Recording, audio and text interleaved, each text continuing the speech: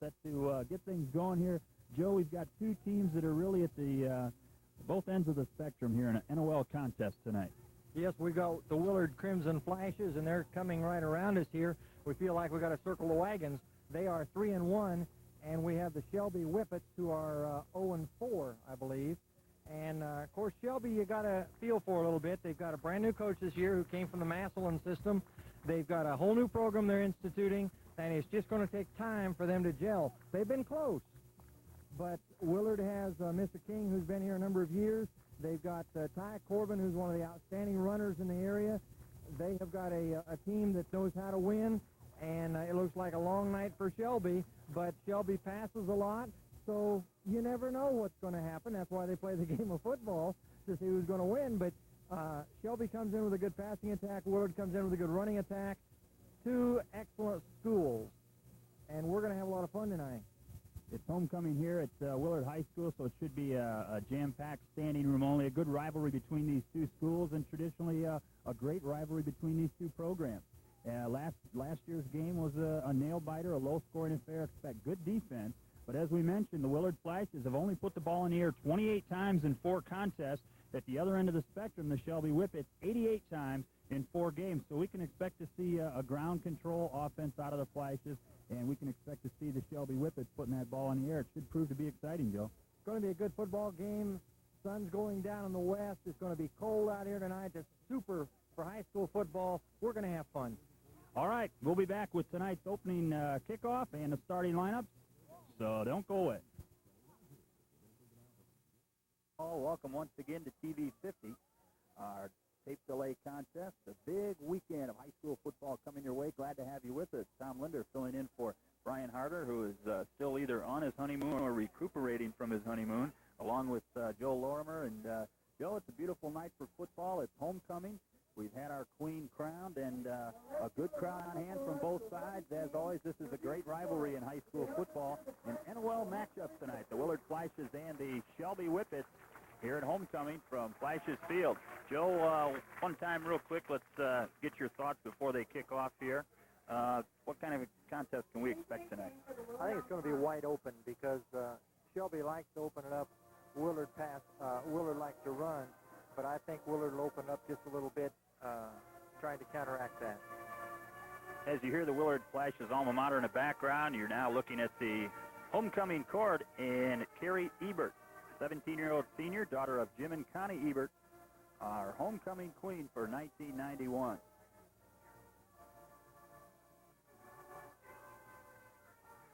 Serving double duty there, number 43 of the Willard Flashes, Jeremy Sowers, one of the attendants with the lovely homecoming court.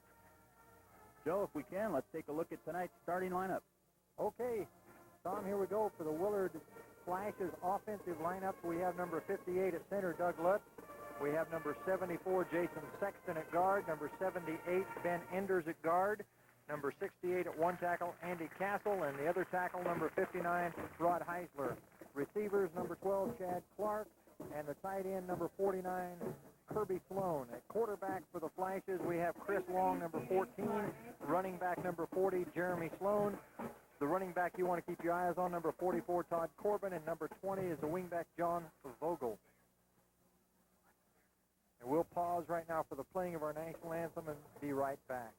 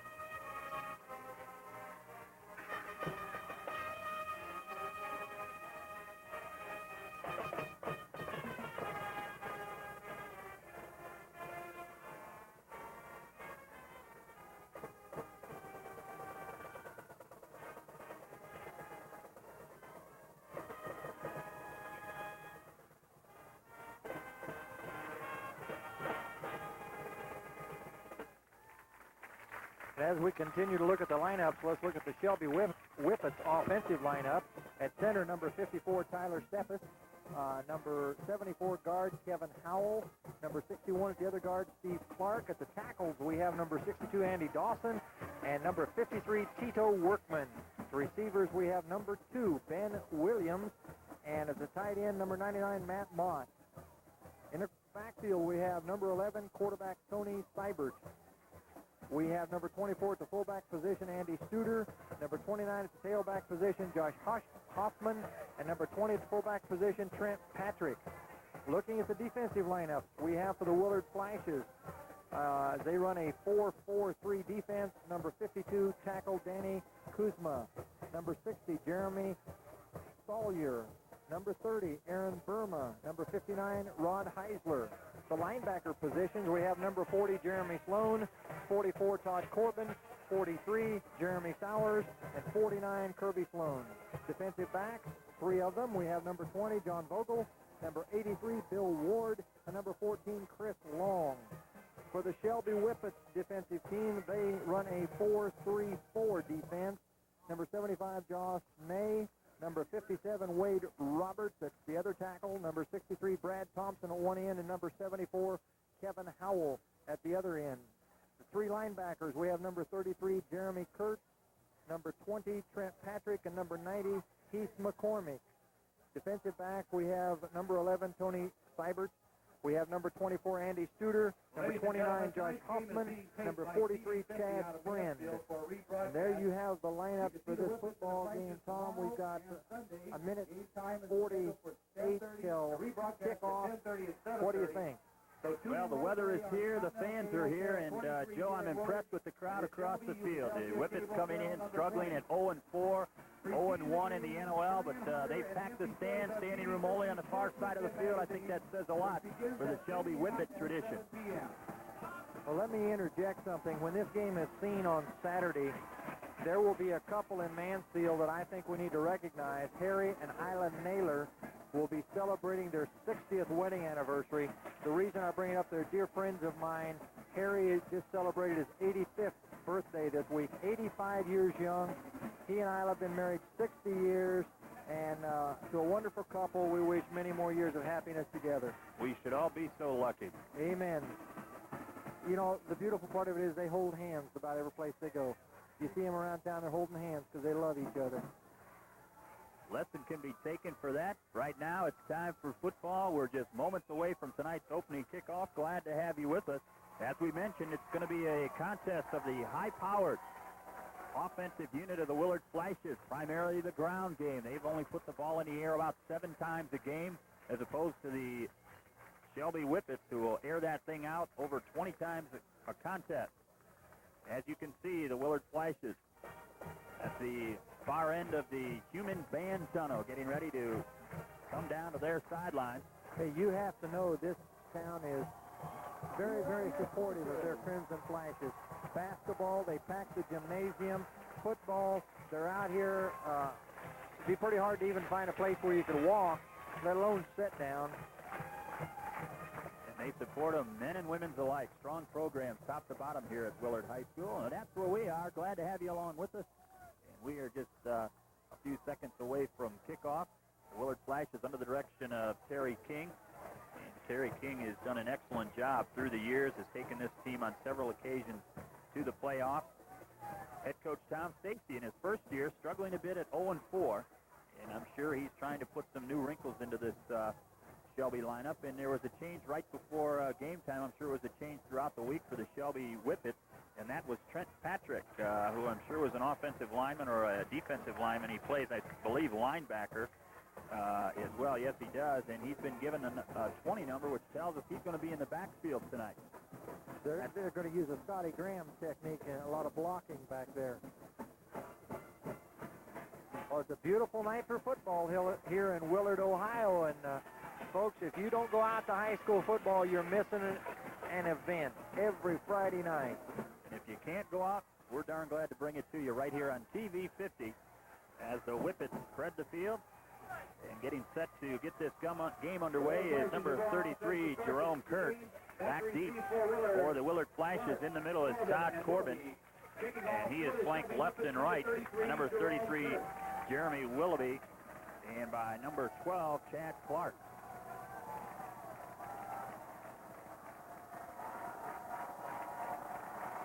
There's excitement in the air. We're ready to play football.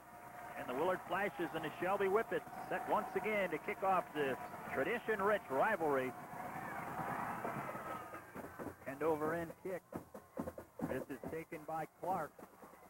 Across the 20 down the near sideline where he's run out of bounds, and the offensive unit of the Willard Flashes will start first and 10 from their own 25-yard line. He picked that ball up at the 8 and brought it out, as you well said, to the 25-yard line. Not a real long return, but they're in pretty decent field position to start it off. And now we're going to see probably number 44, Todd Corbin, coming out of that tailback position. Split back in the backfield. Long turns, hands off, and off the right tackle. This is number 22 for the Willard Flashes. Correction. Howell on the stop. And that was number 22 on the carry, and we don't have that number. We need to pick that up. He had the first carry of the ball game. Flashes break the huddle. They're looking at a second down and a long 7, call it.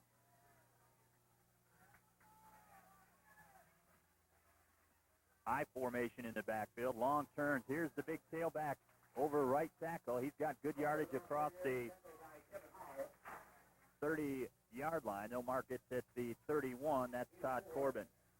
Number 22 is Brad Dials for the Willard Flashes, and we don't even have him in the scorebook here. Dials, an interesting situation. He played a couple of games for the St. Paul Flyers and then has since transferred to the Willard High School. He was formerly at South Central High School as, I believe, a freshman. I formation again, long on third down. Play action, looking, under pressure, steps up. He's caught, breaks the tackle, still on his feet. Ball comes loose. Let's see who has it. Shelby's got the football. Big defensive play. As the quarterback long escaped what would be a sack, he came forward across the 32 to the 33, but he was hit hard, and now correction. The Flashes have it. And I believe it may have been number 74, Jason Sexton, who got on that football. The offensive guard for the Flashes, so they dodge a big bullet there. That's beautiful. One official called it Shelby football. And he called it very quickly. Yeah, almost too quickly with that size of a pileup, but punt formation. Chris Long back to punt. And it looks as though the Whippets, will set up for the return. No pressure. Long drives at a beautiful spiraling kick. It bounces. And did it hit one of the Whippets? It may have hit, I believe, down there looking to throw a block with his back to the football was Chad Friend. It may have bounced off him. Regardless, the Whippets maintain possession. They've got excellent field position. That was only a 21-yard kick. When you look at where it landed, it came back about 10 yards on the punter. So he paid dearly, and here come the Whippets up to the line of scrimmage with their shotgun. Almost shotgun. The quarterback's up under center. Tony Seibert, the 5'11", 162-pound junior. He airs it out immediately, caught on the far side of the field. And on the reception, Andy Studer, 5'9", 150-pound junior, hauls it in for a big pickup across midfield and into Willard Flashes territory on the very first possession. On the stop over there defensively, was that Dial? I believe it was. Far side or 20. I believe it might have been Vogel on that far side. Second down and short handoff left side. First down yardage. The ball carrier comes across the 48. Huffman, the ball carrier, number 29. He's a 5'9", 160-pound junior. Checking in from the sideline and into the huddle with the offensive play from the sideline is Matt Albert. Danny Kuzma on the stop defensively for the Flashes, but it's first down and 10 for the Whippets here, applying some pressure early. Run and shoot formation. One back in the backfield. That's Seibert. He hands off. With the ball is Huffman. Huffman trying to turn the corner, but no way. He'll get maybe a couple. Bill Ward out there defensively to make the stop for the Flashes.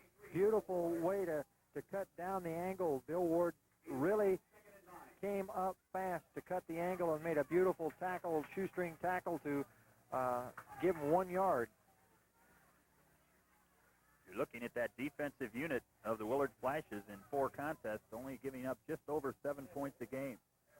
They go good to the ball. They really go good. Several of their tacklers in the top statistics in the NOL. This is Hoffman off the left side. He's got good yardage. He'll be short of the necessary yardage for the first down, but it'll bring up a 3rd down situation for the Shelby Whippets. Getting up a little slowly is Huffman. He limps back to the huddle, as you see, and checking into the contest with the play from the sideline is Kyle Spangler. Willoughby in on a stop defensively for the Flashes. 3rd down and 4. Big opportunity here for the Whippets to apply pressure here in the early going. He's got a man open near sideline. 1st down yardage. On the reception on the near side is Kyle Spangler. And over there defensively again on the stop is Ward from his defensive backfield position. The cornerback makes the stop, but not before Spangler can haul in the necessary yardage for the 1st down. So the drive continues, and I'm impressed with the short passing right now, the Willard or the Shelby Whippets. It's a very controlled passing, and this quarterback, Tony Seibert, is really looking excellent out there. He's looking at his receivers before he throws it, so he's got to be careful he doesn't throw an interception here. Handoff left side, but as you see the pile up about 5 yards behind that, there's a yellow flag, and we'll have to wait and see who it's going to go against. Illegal procedure is the call. And it was called very quickly. Dials in on the stop, but whatever yardage was picked up, as little as it was, it's going to be called back. 7:56 remaining first quarter, no score. Whippets here on their first possession. They stopped the Willard Flashes 3 downs and out, took over the football with excellent field position, picked up a couple of 1st downs. However, now they're going to have to overcome that 5-yard procedure penalty. You know, that surprised me that the Shelby defense was able to hold Willard on the first series of downs. 3 downs and out. That I expected Willard would get a good drive going right off the bat. Quarterback Seibert under center, looking at 1st and 15. Hands off to the short side of the field, the near side, and Hoffman is tripped up, and what a nice defensive play that time by Sowers. Jeremy Sowers coming in and making the stop from his linebacker position. Now, the Whippets are 1 step short of breaking some of these because a lot of these tackles, they're just getting the foot of the ball carrier. So if the Whippets can pick up just, half a step on an angle, they're going to break one here. Ball again on the near hash.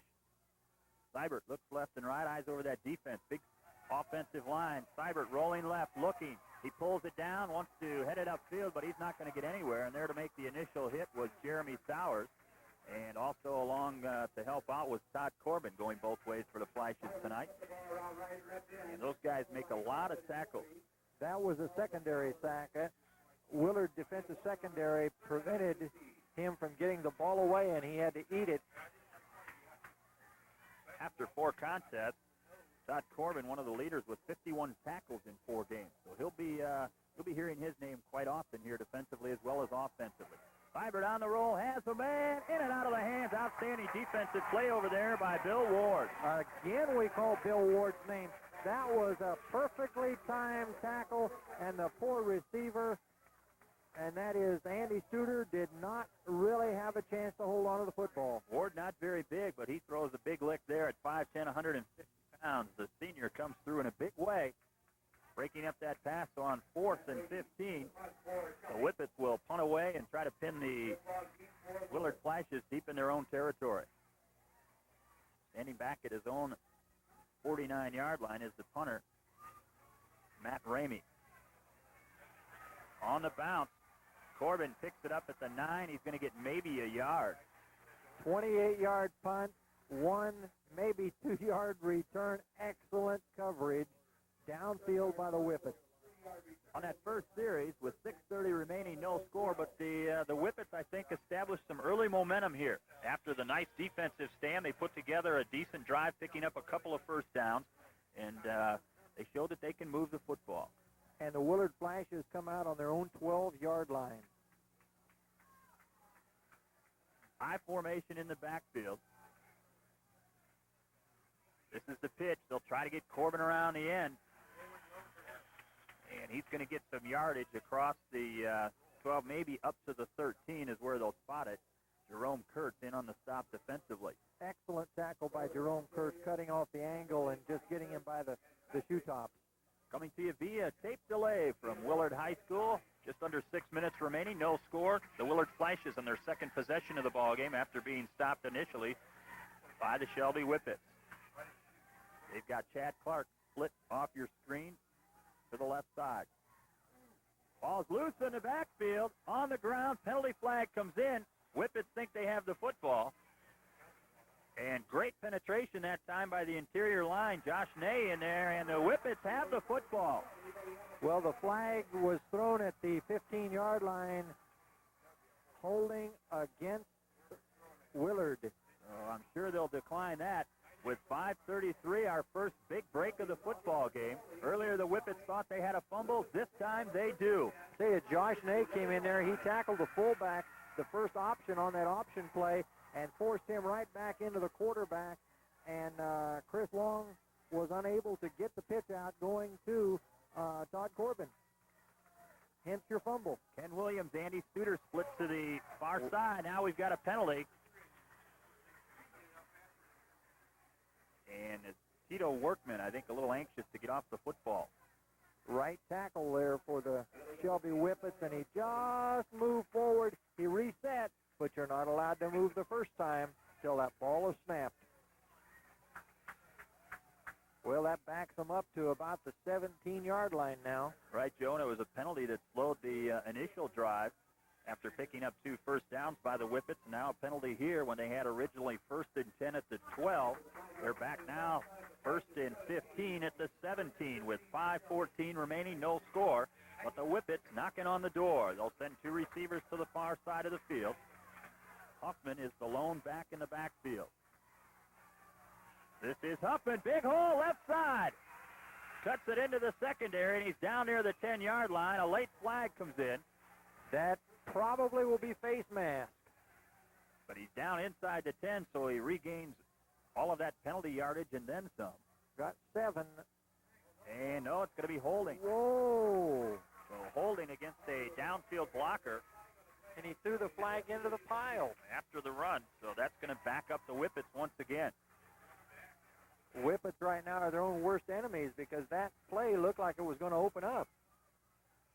Big hole open on the left side, and Hoffman exploited it for 7 yards, but it's all going to be for naught as they'll mark it, the penalty off from the point of infraction. 4:56 remaining, first quarter, no score.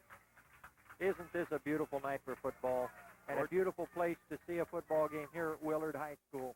Excellent facilities, great people up here. Homecoming night, good crowd on hand. So again, backed up now to the 19. The Whippets going in the wrong direction.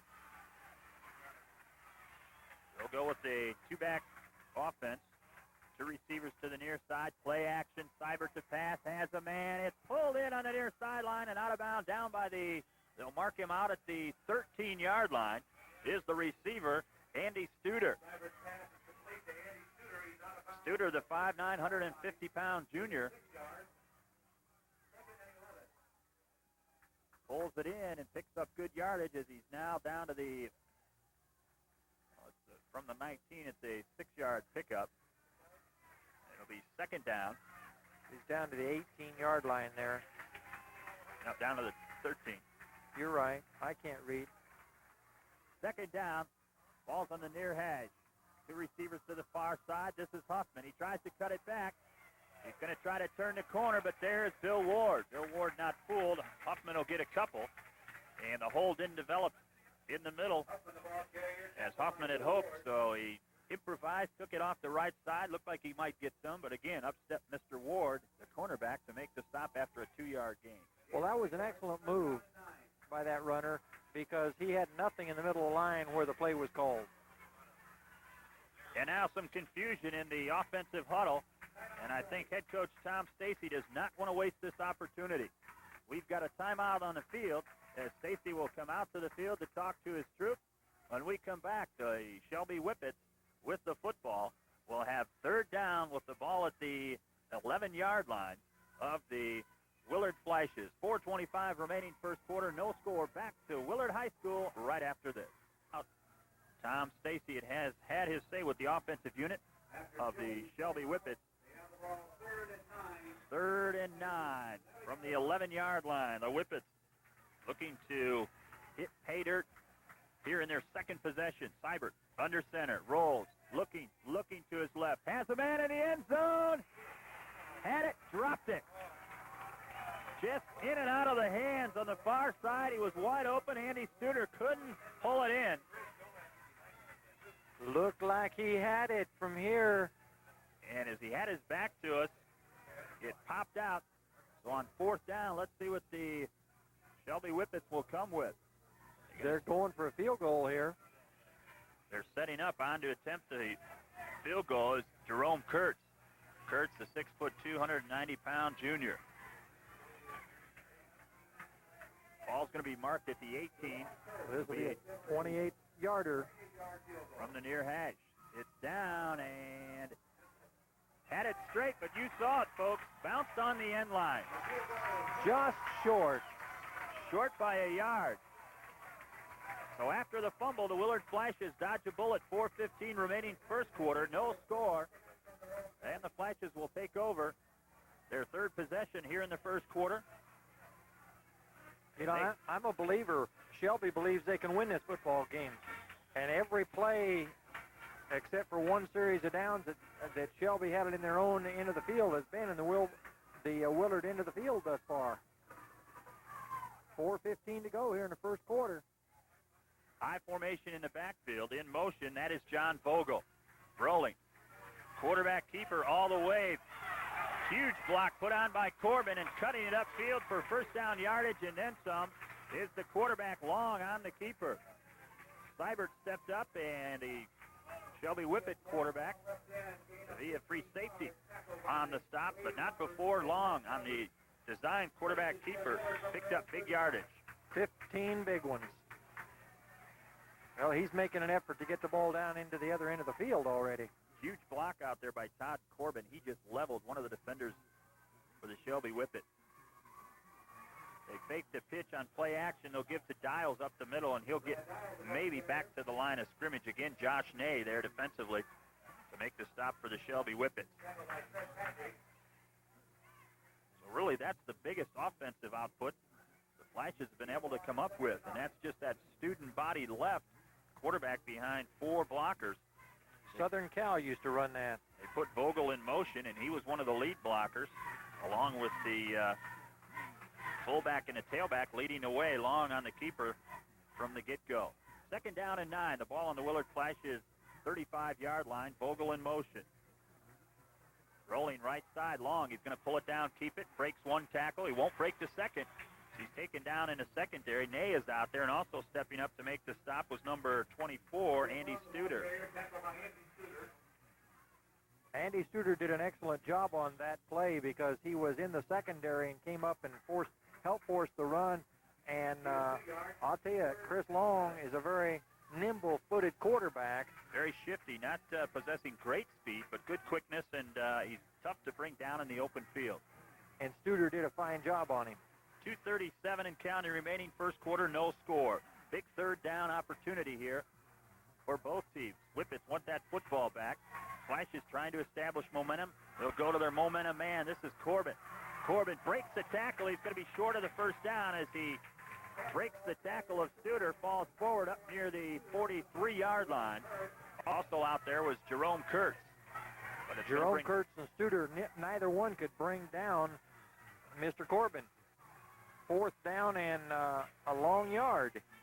It'll be interesting to see what Terry King will go with. His defense has been up to the task so far early. You got to go for it. It's early in the game. What do you think? I think they just might.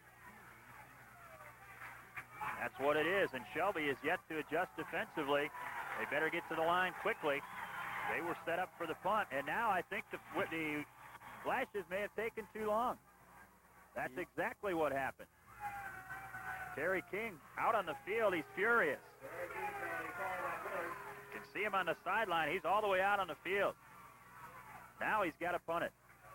Well, I think exactly what you called, Tom, might have disoriented Chris Long, the Willard quarterback, watching the Whippets come up to the line of scrimmage. He might have just been waiting. And I think Terry King is upset about the fact that he gotten up there quickly. They had a definite advantage because Shelby was slow in coming back.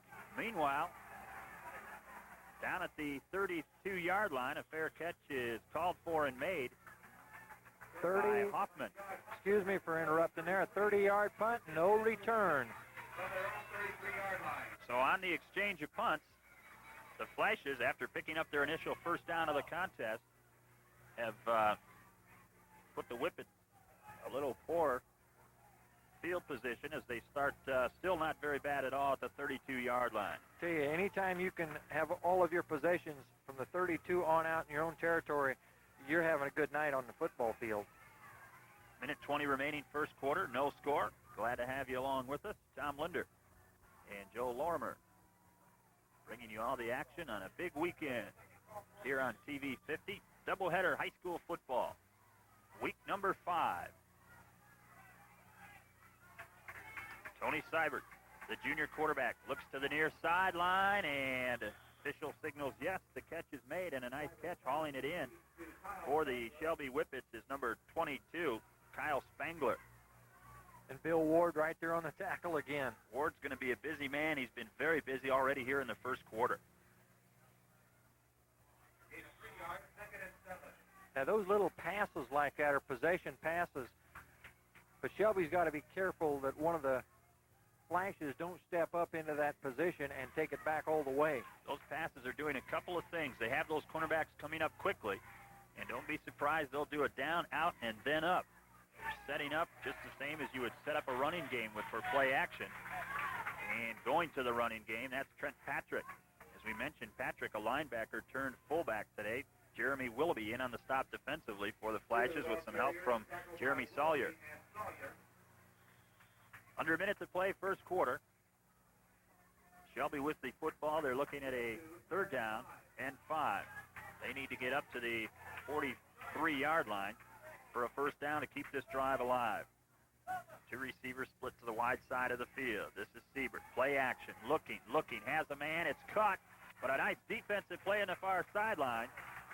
And over there defensively for Willard to make the stop and keep the intended receiver short of first down yardage is John Vogel. Vogel, the 5'11", 155-pound junior, comes up with a first down saving tackle. Well, I'll tell you, he did not get a good mark on that. They marked it where he went out of bounds, not where he caught the ball. But that's part of football. And now it's 4th and a long 1, short 2, about 2 yards. And I believe they're sending in their punter, and that's Jerome Kurtz. Or is it Ramey? Let's see what the Shelby Whippets want to do with 35 ticks remaining here in the first quarter. Tony Seibert was looking over at his coach, Tom Stacy, asking for directions. I believe there's an official timeout on the field. They're discussing something. They haven't started that. The clock is stopped on the pass that as the receiver was run out of bounds. They're going to go for it. On 4th down, a full house backfield. You can see. This is Huffman off tackle, and I don't think he got it. I have to agree with you. He didn't get it. They went straight ahead. They led with 2 blockers off the right side. In there defensively, the whole interior line plugging it up and doing a nice job for Now that's going to be close. I think he's within a football of it. I don't think he got it, but I think it'll be within a football's length. Yeah, he needed to get, as we see it here, he needed to get up to the 44-yard line, and he's going to be short. Look at that. Did I call it? You got it. Football length. What a big play that may turn out to be with 31 seconds to go in the first quarter. I'm not sure that you want to turn the football over to this offense, this sleeping giant so far here in the first quarter. Not in your own territory. Not in that kind of field position. But then again, at 0-4, got nothing to lose. 0-1, going against the Willard Flashes. The Whippets indeed have nothing to lose. 1st and 10. This is Long to Corbin on the pitch. He's got blockers. He turns the corner. He's inside the 40-yard line. Corbin picks up good yardage there defensively. It was number 63, Brad Thompson, and Studer also helping out defensively. In 4 contests, Corbin, 75 carries for 481 yards, averaging about 6.5 yards a carry with 4 touchdowns. We've got 1 quarter of play in the books. We'll take a timeout and come back to Willard High School. Tape delay action from a Friday night NOL contest. Back with more high school football on TV 50 right after this. I'm going to get a Coke. And back to football. No score, just underway, 2nd quarter. Handoff goes to the left side, and this is the fullback straight ahead. Tell you, the whole interior line was in on that tackle. We had Todd Corbin, 4 carries for 14 yards in the first half, and Mr. Tony Seibert for Shelby was 4 out of 6 in passing for 20 yards. No score in the contest. It's been a defensive struggle so far. Teams marching back and forth in between the 30-yard lines. The Whippets had their greatest opportunity, but a pass fell incomplete in the corner of the end zone on a 3rd down play from the 12. Here's a pitch on the far side, but what a nice job defensively out there for the Shelby Whippets. Josh Ney. Excellent defensive play by Josh. He took on the blocker and knocked him right back into Vogel, and it was a reverse. The timing was messed up a little bit in the backfield as Josh Ney came through the line, and so Willard quarterback Chris Long was unable to get it off with the proper timing, and Ney was there to say no yards Ney. Great surge by the defensive line all night tonight, and right now the Whippets are winning that battle of the trenches defensively. Punt is away, taken by Hoffman at the 14-yard line, 13-yard line, and I'm thinking if he had his chance, he'd like to take that fair catch back. He has plenty of time to head that thing up the field. 28-yard punt, and well-spoken. Had he not called for the fair catch, he could have returned probably 10 yards before he met the first man on the punt team coming down. 10:40 remaining before the half, no score, and the Whippets with their first possession in the 2nd quarter. They gambled, but the gamble didn't really hurt them with the exception of the fact that they've lost some field position here. They'll start now 1st and 10 with the ball on their own 13-yard line. Seibert turns. This is Hoffman. Hoffman comes straight ahead across the 15. Decent yardage on 1st down as he's up near the 17-yard line. 6 of the Willard Flashes were in on that tackle. They are gang tackling. One man hits the ball carrier, and the rest of them just pile on for the fun of it.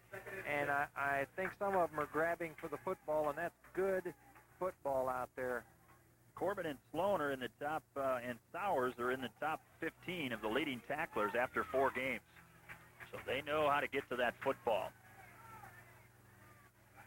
Play action, bootleg, looking for the big tight end. No, they'll come across the middle. It's caught.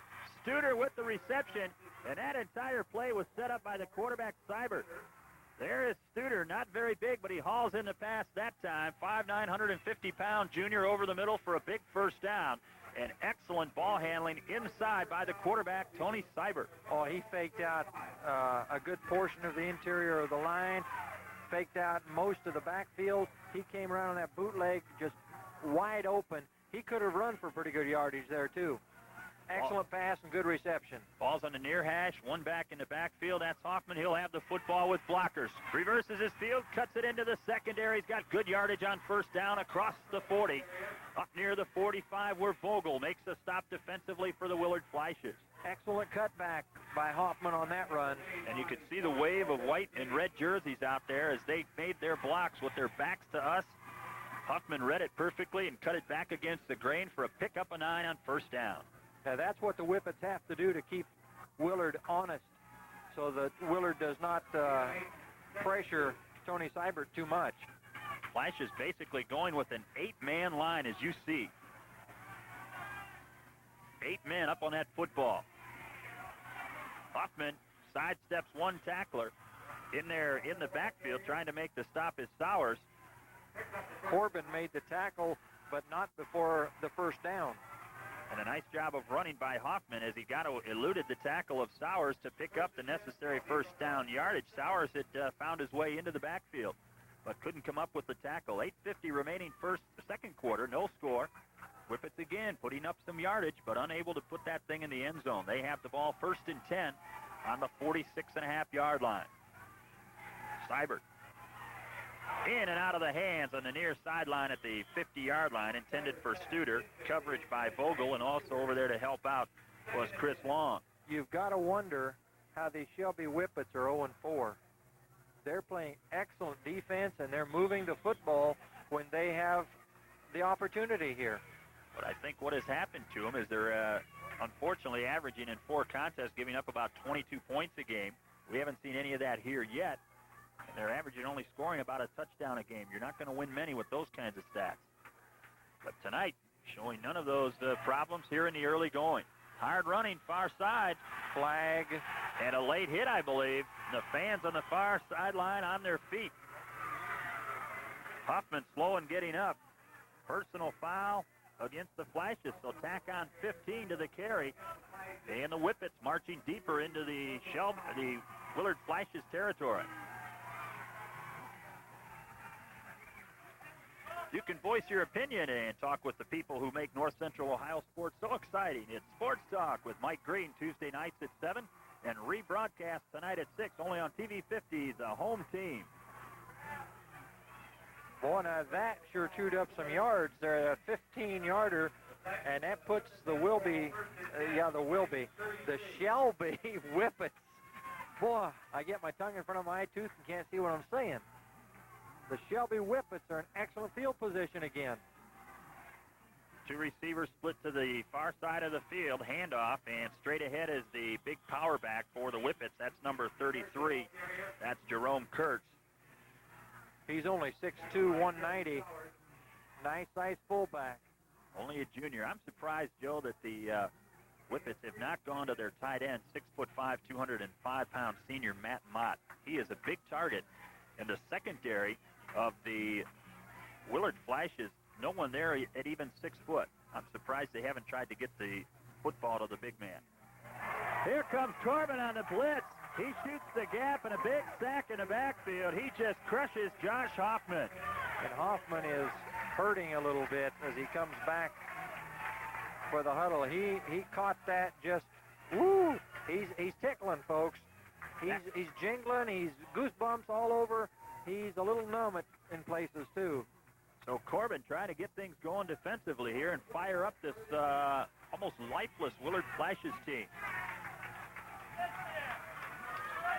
7 minutes remaining before the half. No score. Penalty flags come in, and this could be procedure. Left side of the Shelby Whippet line moved just before the snap. And boy, how penalties have hurt the Whippets tonight. Shooting themselves in the foot, it seems like, folks. Three procedure calls, and not that they can come at an opportune time, but they have really hurt them when they have really put together some decent drives in the early going. 3rd and 15 we have with 7 minutes to go in the half. Let's see if the Whippets will try to use this big wide side of the field as they send 2 receivers down at the bottom of your screen. That is Ken Williams. Studer is the slot back, rolling this way. He's got a man open, but he can't stop to throw the ball, and he's going to be sacked.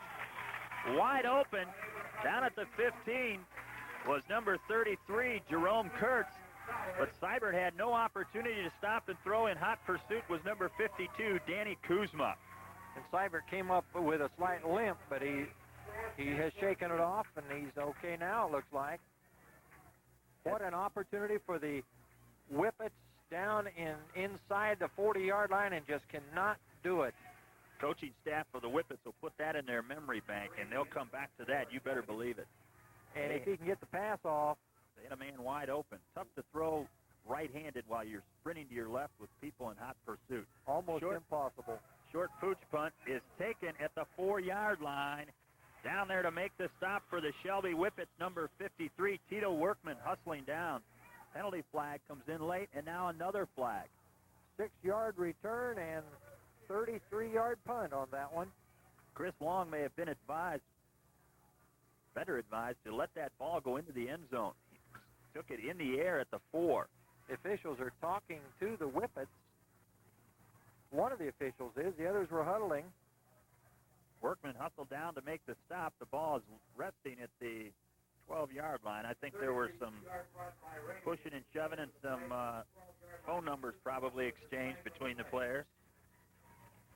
And I think that may have been what brought on the flags, as you see the officials. Oh, now come on! I don't think to work things out. I don't think they throw a flag just for exchanging phone numbers. Depends on the tone of their voice. Well, they're having a little tough time working this out, figuring out what's going on down there, but they will do it. Well, we've got a timeout on the field. Let's take a timeout as well. 5:59 remaining here in the second half. No score from Willard High School. We'll be back with more exciting tape delay high school football action right after. Let's say you drive a pickup or a 4x4. Unfaithful here at Willard High School. Yeah, it was an unsportsmanlike conduct, and they marked it back to the 4-yard line. Just under 6 minutes remaining. In the shadows of their own goalpost, here's the pitch to Corbin. Corbin, behind blocking, tries to take it around the left corner. He'll get a couple of yards. He's out near the 10-yard line as we wait to see where they spot the football. Good yardage. I don't know that I'd want to turn and pitch that thing back into my own end zone. The problems that the Flashes have had here with Shelby penetrating defensively. Well, Todd Corbin's pretty sure-handed, and he's pretty sure-footed. It took Andy Studer to bring him down over there, a gain of 6 yards.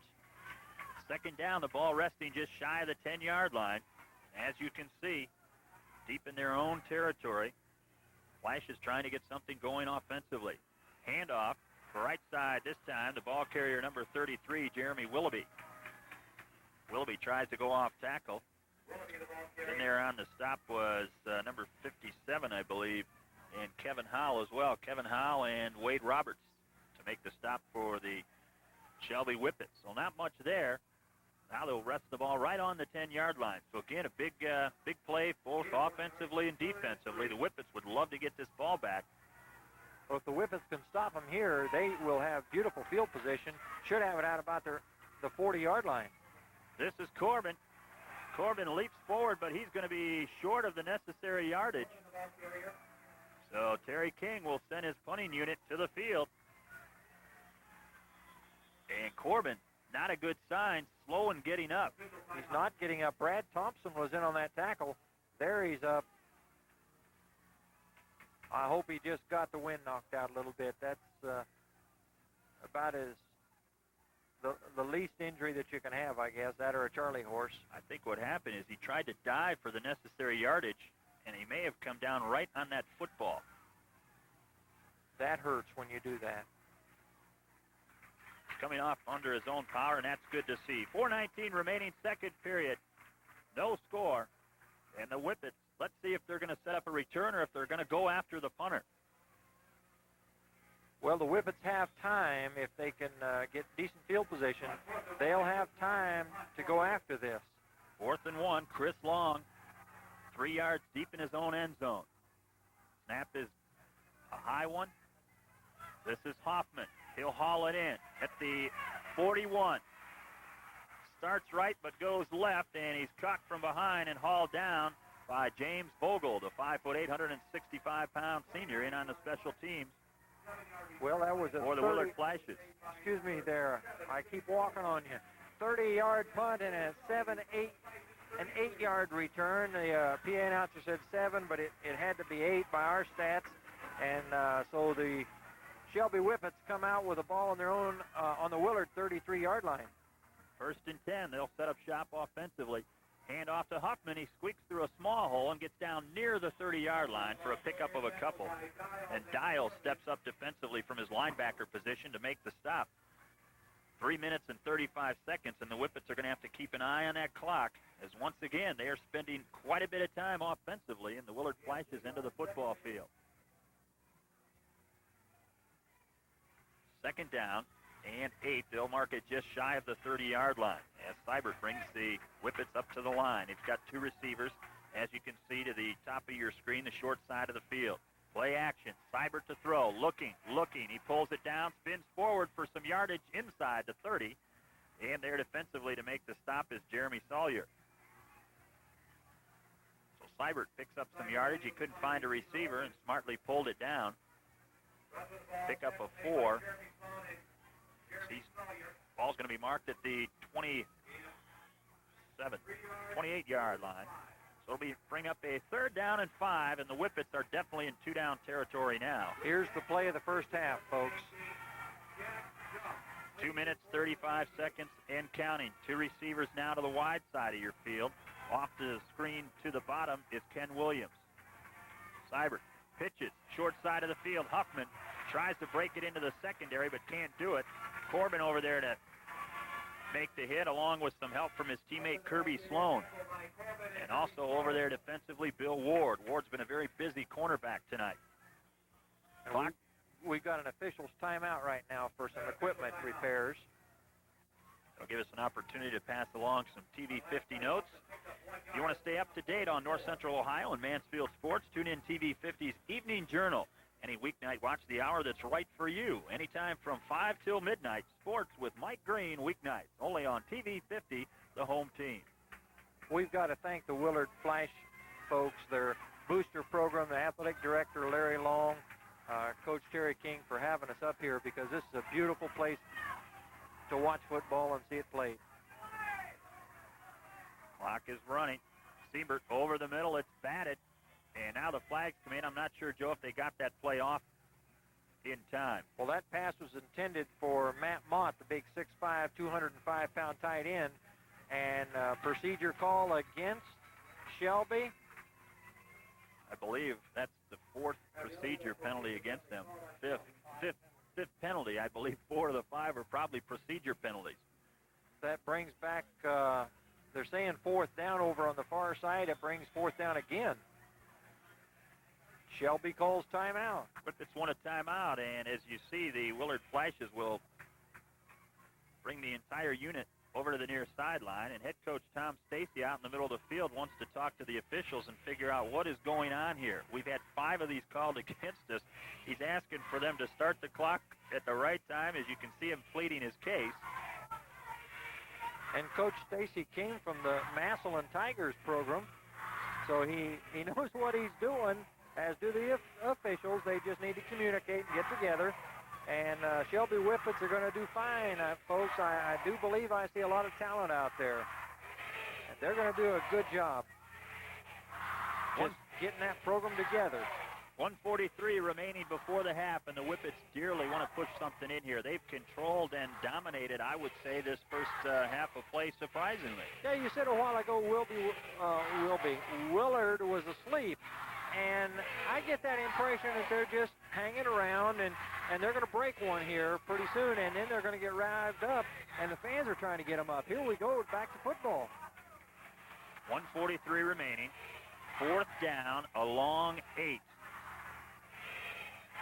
Rolling to his left, looking. He's got a man wide open over the middle. Instead, he goes to the wide receiver, Ken Williams. Vogel was a defensive man there that was almost face guarding. He broke it up. Williams was there, but racing down the middle was the wingback, uncovered. And that was Trent Patrick, who was wide open over the middle, but the quarterback never saw him. So, again, those coaches up top see these things. They'll put them in their memory banks. They'll come back. They'll talk about them at halftime, and they'll try to make those plays work on their very next opportunity. But right now at the minute 40, let's see what the Flashes want to do. If they want to run this clock out, get into the locker room and discuss what the problems have been here to get that powerful offense on track. They're going to go for it all. They've got Clark.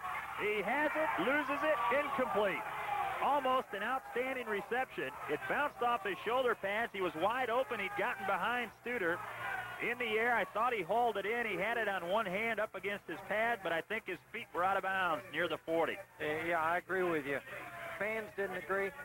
But we don't have instant replay. Sorry, Larry, but we do believe his feet were out of bounds.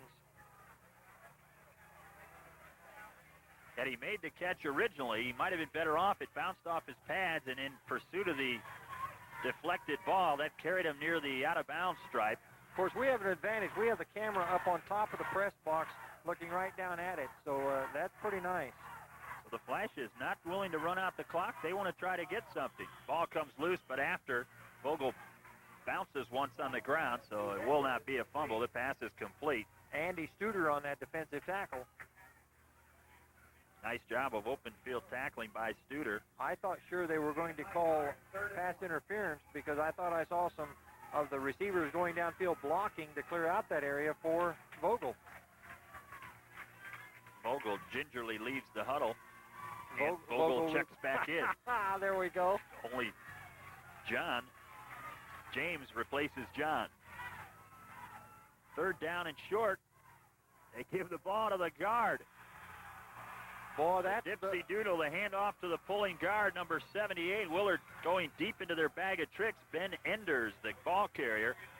Now, I'm not sure if the quarterback laid the ball down. He had to have laid the ball down, I believe, and the guard picked it up as a fumble that he could advance. Some teams call that the Ruski play. Fumble Ruski, but yes. It works for negative yardage, so Enders, average per carry, -2. Poor guy. You know, you get the ball with everybody standing around you and they expect you to gain yardage. Give me a break. Refrigerator Perry, he is not. It'll bring up a fourth down situation, and I believe it may have been the Whippets that called the timeout.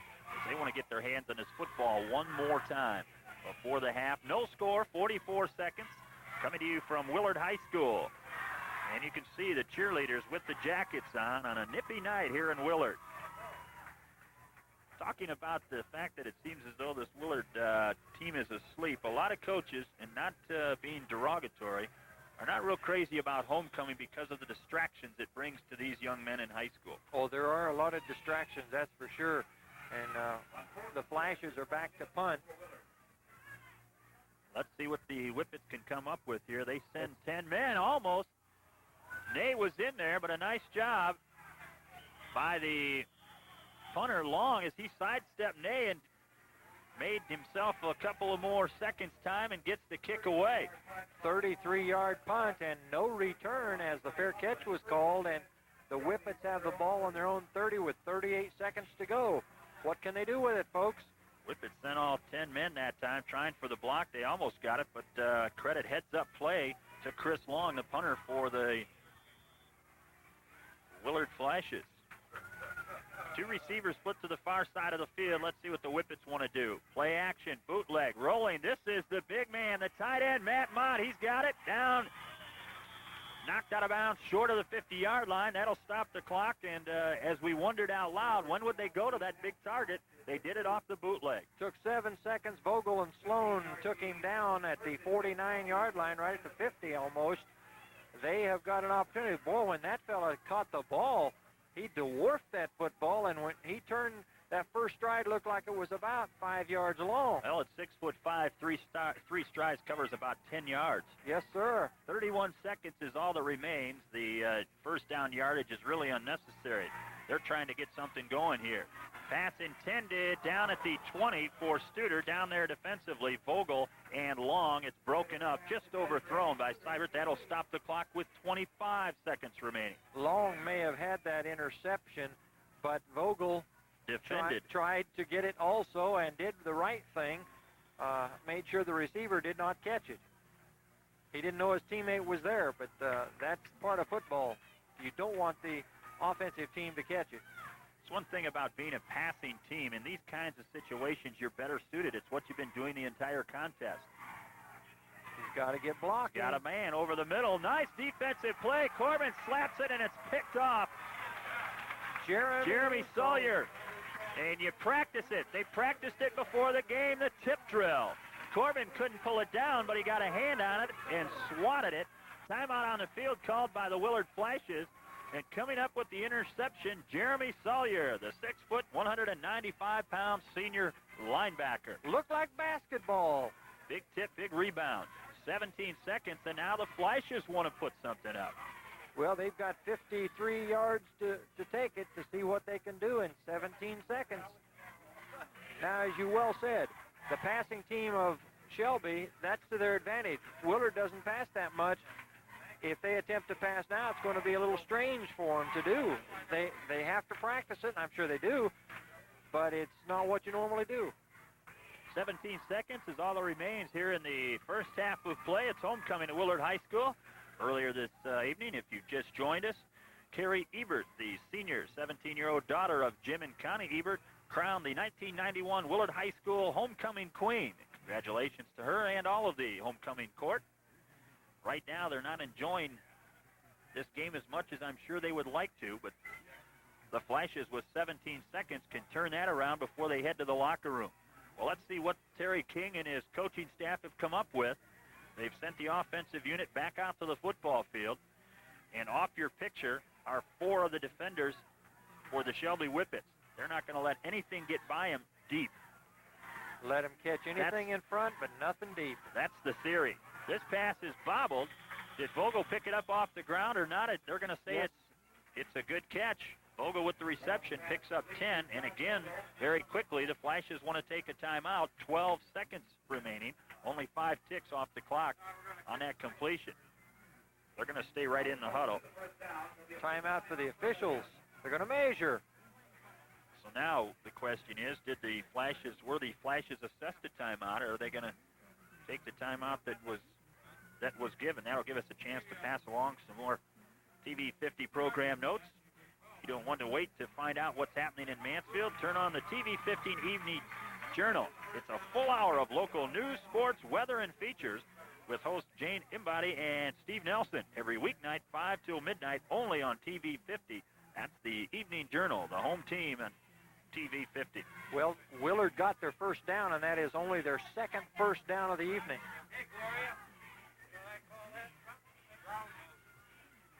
They have struggled, to say the least, offensively. A team that in its 4 prior games have put together much better numbers than what they're showing here tonight. Of the NOL teams, Willard leads all the NOL teams in the giveaway takeaway department. They're in a +6, 7 fumbles, and 5 interceptions gained while losing 6 fumbles. I'm glad you can see. I've got fans standing up in front of me. I can't see the ball. I'm going to have to stand up here. That's all right. I'm young. 12 seconds is all that remains in the first half. Let's see what the Flashes come out with. 2 receivers split to the top of your screen. Play action over the middle. This is caught. That's James Vogel. Vogel, the 5'8", 165-pound sophomore, has the completion. 7 seconds. 7 ticks. Now a timeout is called once again by the Willard Flashes. This is their biggest offensive threat of the contest, and it's come here in the last 17 seconds. Well, these receivers are going to have to get a little bit more than 10 yards per reception because the officials are calling timeout every time to measure. They didn't get that one. Short of the first down, necessary first down yardage, and the Flashes will once again come over to meet with head coach Terry King as they discuss their offensive opportunities, what lays ahead of them here in the final 7 seconds of the second quarter. No score from Willard High School, an NOL matchup, as you see Terry King explaining what he would like to try to accomplish here in the final 7 seconds. Don't forget, if you like local high school sports action, then stay tuned to TV 50 once basketball season rolls around. And when you talk about basketball in this area, you can't say much without saying the Willard Flashes. In addition to another full season of football coverage, we'll once again follow the fortunes of the area's high school basketball teams, only from TV 50, your home team for high school sports action.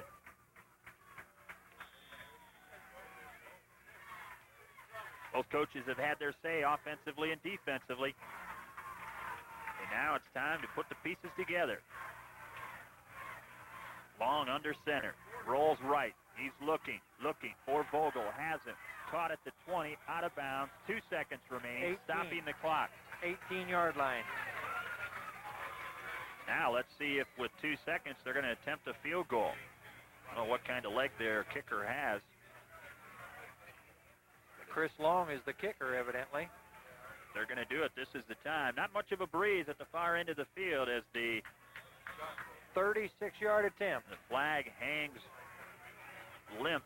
Soccer-style kicker. Long is on to attempt it. The final play of the first half. Snap is a good one. The ball is down, almost blocked. Penalty, though. Coming in trying to block the kick was Patrick. Roughing the Trent kicker. Patrick, and he ran right into the kicker long. Kick was far short and way to the left, but the period cannot end on a defensive penalty, so they'll add the extra yardage with no time on the clock. The Flashes will have one play, and I'm sure they'll try it again. Big break for Willard. Well, that should be, I think, 15 yards, isn't it? Personal foul marked off from the line of scrimmage. Half the distance in this case. No time on the clock. Penalty against Shelby. Personal foul. Half the distance. And there's another flag. And now a flag is somebody from the Shelby Whippets crossed the line, saying a little bit too much to the officials, and it's going to cost them. However, with no time left, they'll move the ball another 4 or 5 yards closer to the end zone, but the Flashes still with only one play. That's the 7th penalty on the Whippets thus far. And that'll put it down about the 4.5-yard line. With one play, it's going to be like kicking an extra point. And right now, none more costly than these last two. So instead of heading to the locker room, after doing an outstanding job for 2 quarters of football defensively, the Whippets are going to have to try to block this kick. The kick's going to be marked at the 12. It'll be a 22-yard attempt.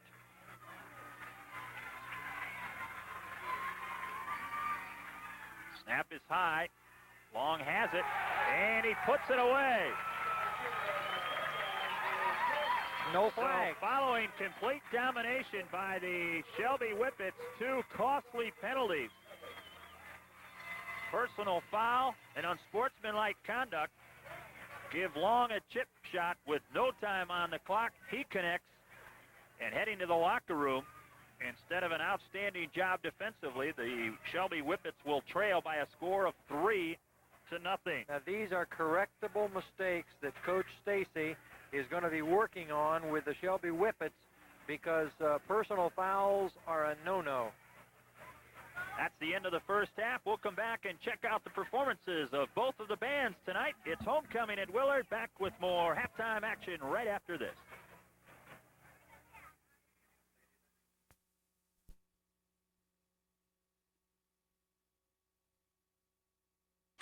But here with all the stats, Joe Lormer. I thank you, Tom. We have the 3-1 Willard Flashes leading 3-0. They have 3 first downs here in the first half, 40 yards rushing, 42 yards passing for 82 total yards, 1 turnover. Todd Corbin has 6 rushes for 22 yards. Chris Long, the quarterback, is 4 out of 5 passing for 42 yards. And John Vogel, 3 carries for 33 yards. For the Shelby Whippets, we have them down for 5 first downs, 42 yards rushing, 62 yards passing for 104 yards, 1 turnover. We have Huffman with 13 carries for 32 yards. Passing, Mr. Seibert is 7 out of 13 for 62 yards. Receiving, we have Studer for 4 for 33 yards. And the big thing, 7 penalties for 45 yards. Those penalties have made the difference in this football game. And once again, those stats brought to us by the stat man, TV 50's very own Tom Rivnick. Tom? And he is a good man. Good man, bringing us all the numbers. And some thoughts here on what we saw and what has transpired in this first half of football, Joe. Huh? Well, if you're from Willard, that's probably the comment we heard as the buzzing through the stands. Huh? What is up with the Willard Flashes offensively? They just don't look like their heads are in it tonight. Possibly they're looking ahead. I've heard talk that they are the only team remaining on Bucyrus' schedule that has the chance to beat Bucyrus, and maybe they're looking ahead a little bit. Very possible because the Whippets are 0-4 coming in. When you're playing a team 0-4, sometimes you're looking elsewhere. Well, and perhaps they're looking elsewhere as to the rest of the homecoming festivities that await them. And before they get to that, they better come up with a victory. And I'm sure Terry King had much to say at halftime as far as squaring the mental thoughts of these young high school football players away at halftime. And of course, I'm sure Coach Tom Stacy had something to say in the locker room at halftime, because his troops had played an excellent half of football and could have gone into that locker room tied if it not had been for some ill-advised penalties with no time showing on the clock that allowed the Willard Flashes to come up with that field goal before the half. We'll take a timeout, and we'll come back with the opening kickoff right after we take this timeout. Here is a lecture being applied to the captains of both teams that, fellas, we're going to keep this game clean. There's been some extracurricular activity. You'll have that in a heated rivalry with the tradition that these two teams have, and that's exactly what's going on right now. And, Joe, you were talking about something you heard in the locker room. Well, I don't know which locker room it was, and I wouldn't tell you if I did. But as I went into the building at halftime, I heard some of the coaches raising their voices. Language was very clean. Anyone could have listened without being offended. And they were exhorting their team to get in there and to work a little bit harder and to put out the effort. And I have to commend high school football. By and large, it's a very clean game and clean sports. Occasionally, a player will say something, a coach will say something, and I make no excuses for them. When they do it, it's wrong. But by and large, most of the athletes that you see, the athletes, the coaches, do a very, very commendable job, sportsmanship out on the field. I don't know what the holdup here is, because the clock is set. They've had the time for halftime, and we should be ready for the second half of football. Well, last year, the Willard Flashes at Shelby came away with a 3-0 victory. That's where we stand in tonight's contest. However, a big difference in that one. That 3-0 score was after 4 quarters of play in sloppy, miserable, rainy weather. And at Shelby, after 2 quarters of play here, it's 3-0 on a beautiful but crisp autumn night at Willard High School. And as we mentioned, homecoming. And with this slight delay in the action, let's very quickly run across some of the homecoming. We mentioned the homecoming queen, Carrie Ebert, and let's mention the court.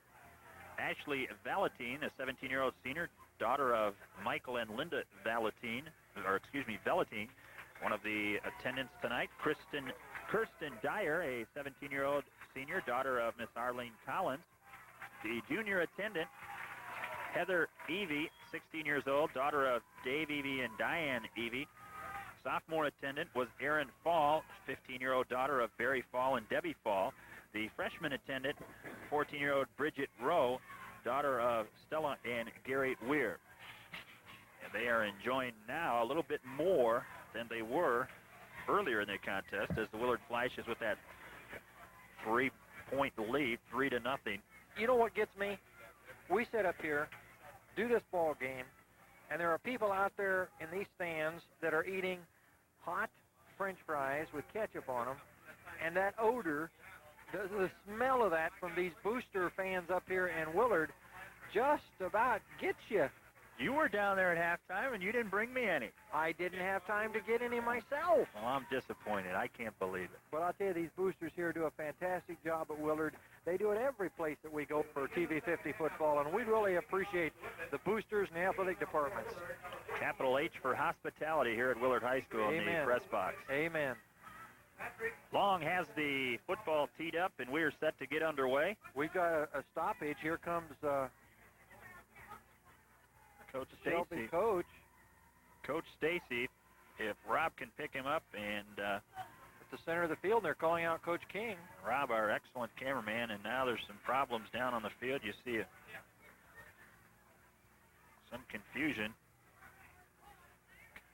They're talking things over, both head coaches out there with the officials, and we can only guess as to what that conversation is about. They don't have any headphones working. Okay. So that means neither sideline is allowed to use headphones into the to the other coaches up in the box until they're all fixed. Nobody's allowed to use them. Fair for one is fair for the other. Yes, that prevents one team from having an advantage. Well, apparently they're working, because now on the far sideline, Tom Stacy has his on, and on the near sideline, the assistant coaching staff for the Willard Flashes has theirs. So away we go. All said and done. Short kick taken at the 29. And not quite used to hauling in that was the blocker for the Shelby Whippets, number 50, Jason Schrock, a 5'8", 143-pound senior. He gathered in at the 29. He's unaccustomed to carrying the football, and it showed as he was leveled by James Vogel. 3-yard return. I'll bet you next time he lets the ball go.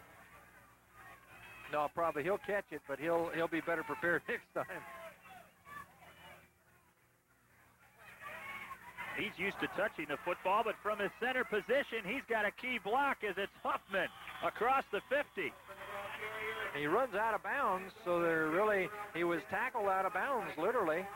Jason Schrock, who hauled in the short kickoff, then goes to the center. So he's got some experience touching that football, very little carrying it, but he threw the key block that then sprang the offensive back for 22 yards. That was Hoffman, and here come the Whippets. And the official was talking to Todd Corbin there before he placed the ball ready for play.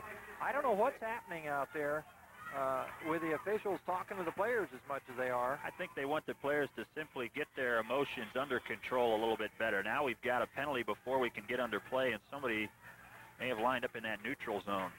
Shelby was offside. Offensive lineman, and the man that's banging his helmet is the guard, Steve Clark.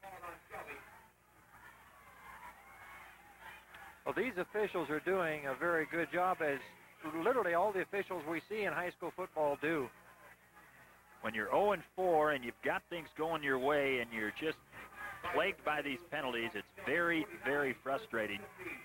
And that's what's happening right now to the Shelby Whippets. Just underway, third quarter, 3-0 our score. Glad to have you along with us here on a weekend of high school football. Hoffman breaks it past one tackler. Vogel couldn't make the hit. Huffman juked him, took it inside the 50, and up to make the stop was Corbin, and a penalty flag in the backfield, and the officials are calling it tight. And Shelby boys were jumping up and down excited. I imagine it's against Willard now, probably 15 the other way. Personal foul is going to be called against number 14. That's Chris Long. And he didn't like that too well. What happened is the wide receiver, Ken Williams, came downfield to throw a downfield block. And I believe Long was called for going a little too aggressively after him following that block. Personal foul, marched off. So trading penalties here in the early going, 11:29, just underway, third quarter. And the Whippets are moving again thanks to that penalty. Whippets with the football, trailing 3-0 to the Willard Flashes. Seibert turns, hands off, picking his way into the secondary is Huffman.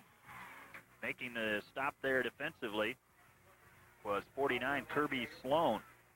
Sloan, one of the leading tacklers, not only on the Willard Flashes, but in the entire NOL after 4 contests. The Whippets have been running that play quite a bit here. They have found a hole in that defensive line, and they have repeated that play about 3 to 4 times already this half, and it's working. The scary thing about the Whippets is if they get successful running that football, that'll open up all that play action that they already know how to do. This is Patrick. Patrick's not going to run around anybody. He put his head down, and number 20 ran into number 20. Patrick into Vogel. Vogel makes the stop, but Patrick will pick up a couple of yards. That's John Vogel. Excellent tackle. He's a very, very accomplished football player back there in that secondary. Whippets trying to put some power in their backfield, have dressed Patrick, a linebacker, with the 20 jersey and put him in the backfield at the fullback position. He gets to carry that time. Trying to beef up that running game that has been somewhat non-existent for the Whippets here after 4 contests. Hoffman, the lone back, he'll get the handoff. He cuts it back across the grain into the secondary, down inside the 20 will go. Kirby Sloan on the tackle again. And he saved a touchdown right there, folks. It's not good to have Sloan making that many stops. He's your outside linebacker. And these balls are being run off tackle. He's having to come all the way across the field to make the stop, and that means good yardage. Good yardage all the way down inside the 20 at the 17. Now, the play that was working was off left tackle. This time the alternator ran off right tackle, and it worked also. Ken Williams split off your screen. Play action. This is Huffman straight ahead.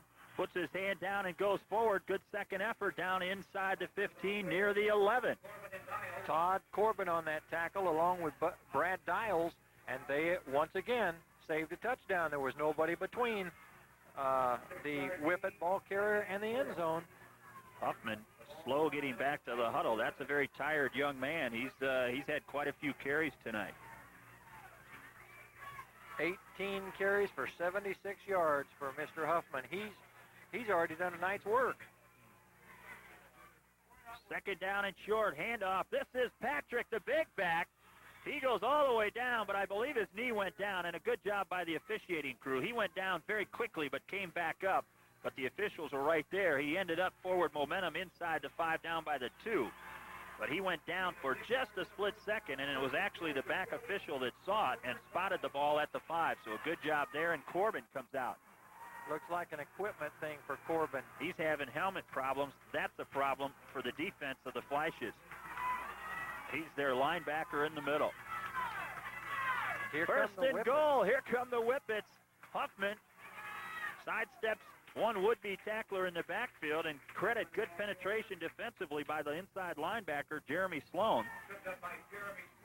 Excellent foot movement by Hoffman to sidestep Sloan and get it up barely inside the 5.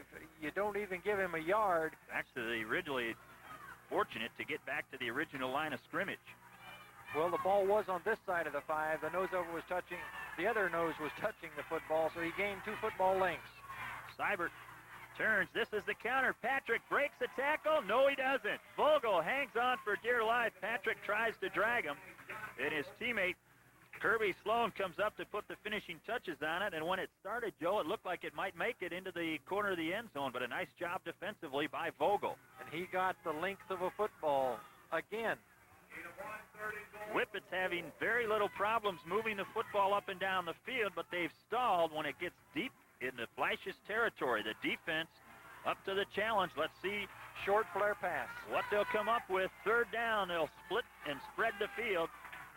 2 receivers to the far side. This is Huffman. Huffman breaks it to the outside, makes a move around the cornerback and scores. And there are no flags on the field. No flags. Not designed quite that way, but it scores. It works. Shelby could care less. They're into the end zone tonight for the first time. And credit that all to the running skills of Josh Huffman. Huffman put a major league move on Bill Ward to the outside. It was one-on-one, and he took it to the far corner, and the Whippets lead 6-3. They'd been knocking on the door all night. This time they just broke it down and came right in. Willard slowed them, but couldn't hold them out of the end zone. Well, they're going to run too much time here. Oh, they got away with it. Kick is up. The kick is good. Into the neighborhood, into the neighbor's backyard, folks, where the kick went. They're on their feet on the far sidelines. The fans aplenty from Shelby are glad they made this trip on a brisk autumn night. 7:22 remaining first quarter. They have seen their Whippets finally hit pay dirt after being down there on several occasions. And what a good crowd it is on the far sidelines. Well, things starting to get a little interesting here. We wondered maybe that'll be the wake-up call that this Willard team needs tonight. Well, I'll tell you, the Shelby Whippets have awakened. They had an excellent drive that time. Go on the scoreboard, and being ahead of the Willard Flashes is going to get that adrenaline flowing even faster and stronger. Look out for the Shelby Whippets.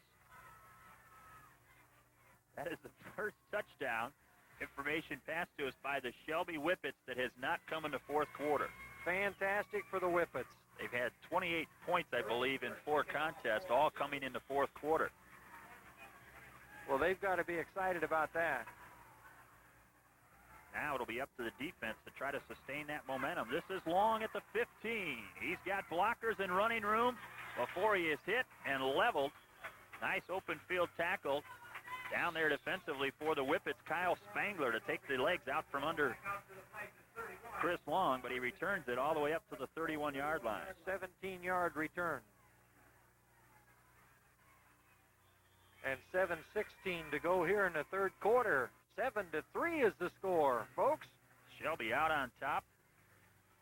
Those faithful that traveled from Shelby here tonight are warming up, as is their Shelby Whippets. The ball's loose, and Long picks it up and takes it forward across the 30. He got 1 yard. He's lucky to get the football back. It laid there for a little spell, folks, as you can see. They'll credit a gain of 1 for Long. 6:40 and counting, third quarter of football. Willard unable to get much of anything going offensively. Well, Todd Corbin is not back in there. He's still standing on the sidelines. He may have had a little more of a problem than equipment. Long wants to pass, has his man Vogel over the 45-yard line. A good open field tackle by Studer, but Vogel hauls it in for first down yardage. Well, Chris Long did an excellent job on that. He started to run that play, and it was an option. And when he saw John Vogel open, he pulled it up and hit him right in the hands. Excellent pass, excellent reception for the first down. That may have awakened the Willard Flashes, folks.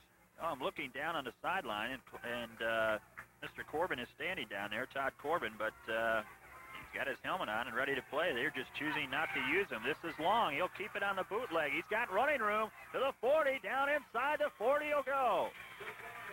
So on the strength, on the arm and the legs of Chris Long, the Flashes have come to life here offensively. Heath McCormick making the stop, to 5'9", 150-pound junior, making the stop defensively, but a pickup of about 16 yards all the way down to the 37-yard line, making it the 38-yard line. Here come the Flashes. They are awakened after the wake-up call. Bootleg action, under pressure, gets it off, thrown behind the intended receiver. And Chris Long was very lucky he got it away, because he was thrown to the ground by number 33, who is Jerome Kurtz. 3 defensive Whippets were right there ready to put him down when he got rid of the ball, and Kurtz got him. Pass intended for Sean King, thrown behind him, and that play very, very slow in developing. Checking into the huddle is Jeremy Sloan. Sloan, 5'11", 174-pound senior. I think the Whippet defense is not too concerned about the running attack with Corbin not in there. 4-4 defensive alignment for the Whippets. In motion, Vogel to the wide side of the field. I formation, the pitch comes back. Willoughby with the football. He's going to be caught and dropped for a loss. Out there defensively is number 20, Trent Patrick. Patrick stepping up, making the tackle for a big loss. Well, Trent Patrick was the young man that changed the numbers so he could play fullback, and he's also playing an excellent linebacker position, and that was a beautiful tackle as he sliced through the blockers and pulled down the ball carrier for a loss of 2. Willoughby and Sean King in the backfield. Play action. Long, rolling, looking, unloads it. He's got Clark. Touchdown, Willard, all alone. Clark got behind Studer. 39-yard pass play. Long aired it out. Clark ran underneath it. Clark showing some good speed. That play was open, if you remember, on the near sideline earlier in the game. It was incomplete, but this time they connect and score, and it's Willard back out on top. Well, we don't like to keep saying it, but it seems like Willard has now been awakened. Long on to attempt the extra point. Clark with the hold. 5:06 remaining, third quarter, and we've got timeout Willard, as they will take a head count to make sure they have enough people out on the field. 5:06 remaining, third quarter. 9-7 our score, as Long is just connected. Tell you, that drives the coach crazy if some of the players that are supposed to be in there don't make it. Chad Clark And they just brought a pizza up here to the press box for someone. I'm sure it's not us.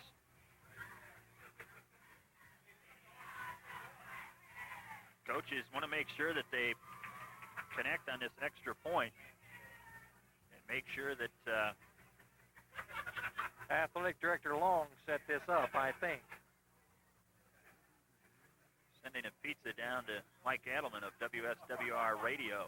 Larry Long had something to do with that, I do believe. If he didn't, we're going to blame him for it anyway.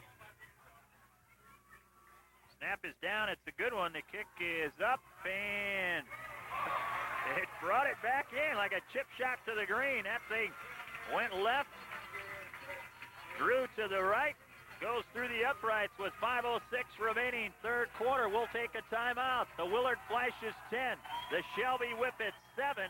Back with more high school football action after this timeout. First National Bank of Shelby, your hometown friend, wants you to know they care. To us, a customer is a person with a name and a face, not just an account number. We have installed online computer terminals at each of our teller stations to ensure prompt, accurate service for our customers. Your money is kept in Shelby and Plymouth. We invest in the local community. Now you're looking at the place kicker, quarterback, free safety. Mr. Long, who engineered quite a drive, quite an impressive drive after even hauling in the opening kickoff to put the Willard Flashes out on top. He's set to kick off, and we've received word from down on the field that Todd Corbin has a slight groin pull that was hampering him late in the first half. Ball is loose, but it's picked up. This is Kurtz. He's across the 20-15, but the ball's come loose. They called it dead right there, I believe. Or did they? No, they gave it to Willard. They didn't give it to anybody. The boy's hurt. No, I believe they haven't signaled anything yet.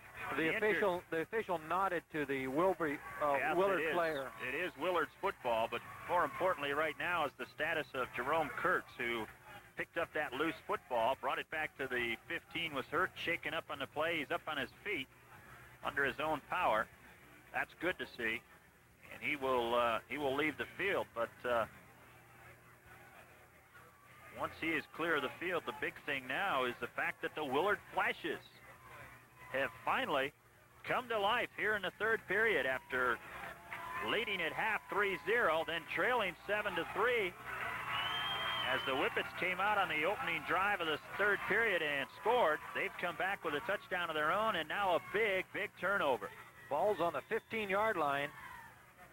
And the Whippets have to play defense now. High formation. First back through the hole. That is Sloan. Sloan grinds his way down near the 10-yard line. Sloan, a 5'11", 174-pound senior, and Wade Roberts stepped up to make the stop. Roberts, a junior, standing 5'7", 184 pounds at that outside linebacker position. 4.5 minutes remaining third quarter. Flashes on top, 10-7. And after the turnover, trying to capitalize. Split backs in the backfield. Long turns, play action, looking in the corner. Steps up, has a man. Vogel, touchdown. John Vogel. Studer was there defensively, and also there was McCormick. But Long, rolling to his left, stepped up and put it right on the money.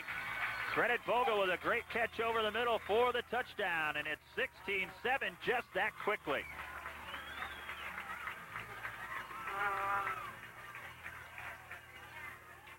Long on to attempt the extra point from the hold of Chad Clark. Snap is up. Placement is up. And he got it again.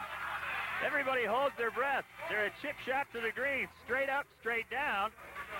And he made it by a yard. Regardless, it'll all count. 17-7 our score. 4:16 remaining third quarter. And in just a matter of minutes, the Willard Flashes have opened up a 10-point lead.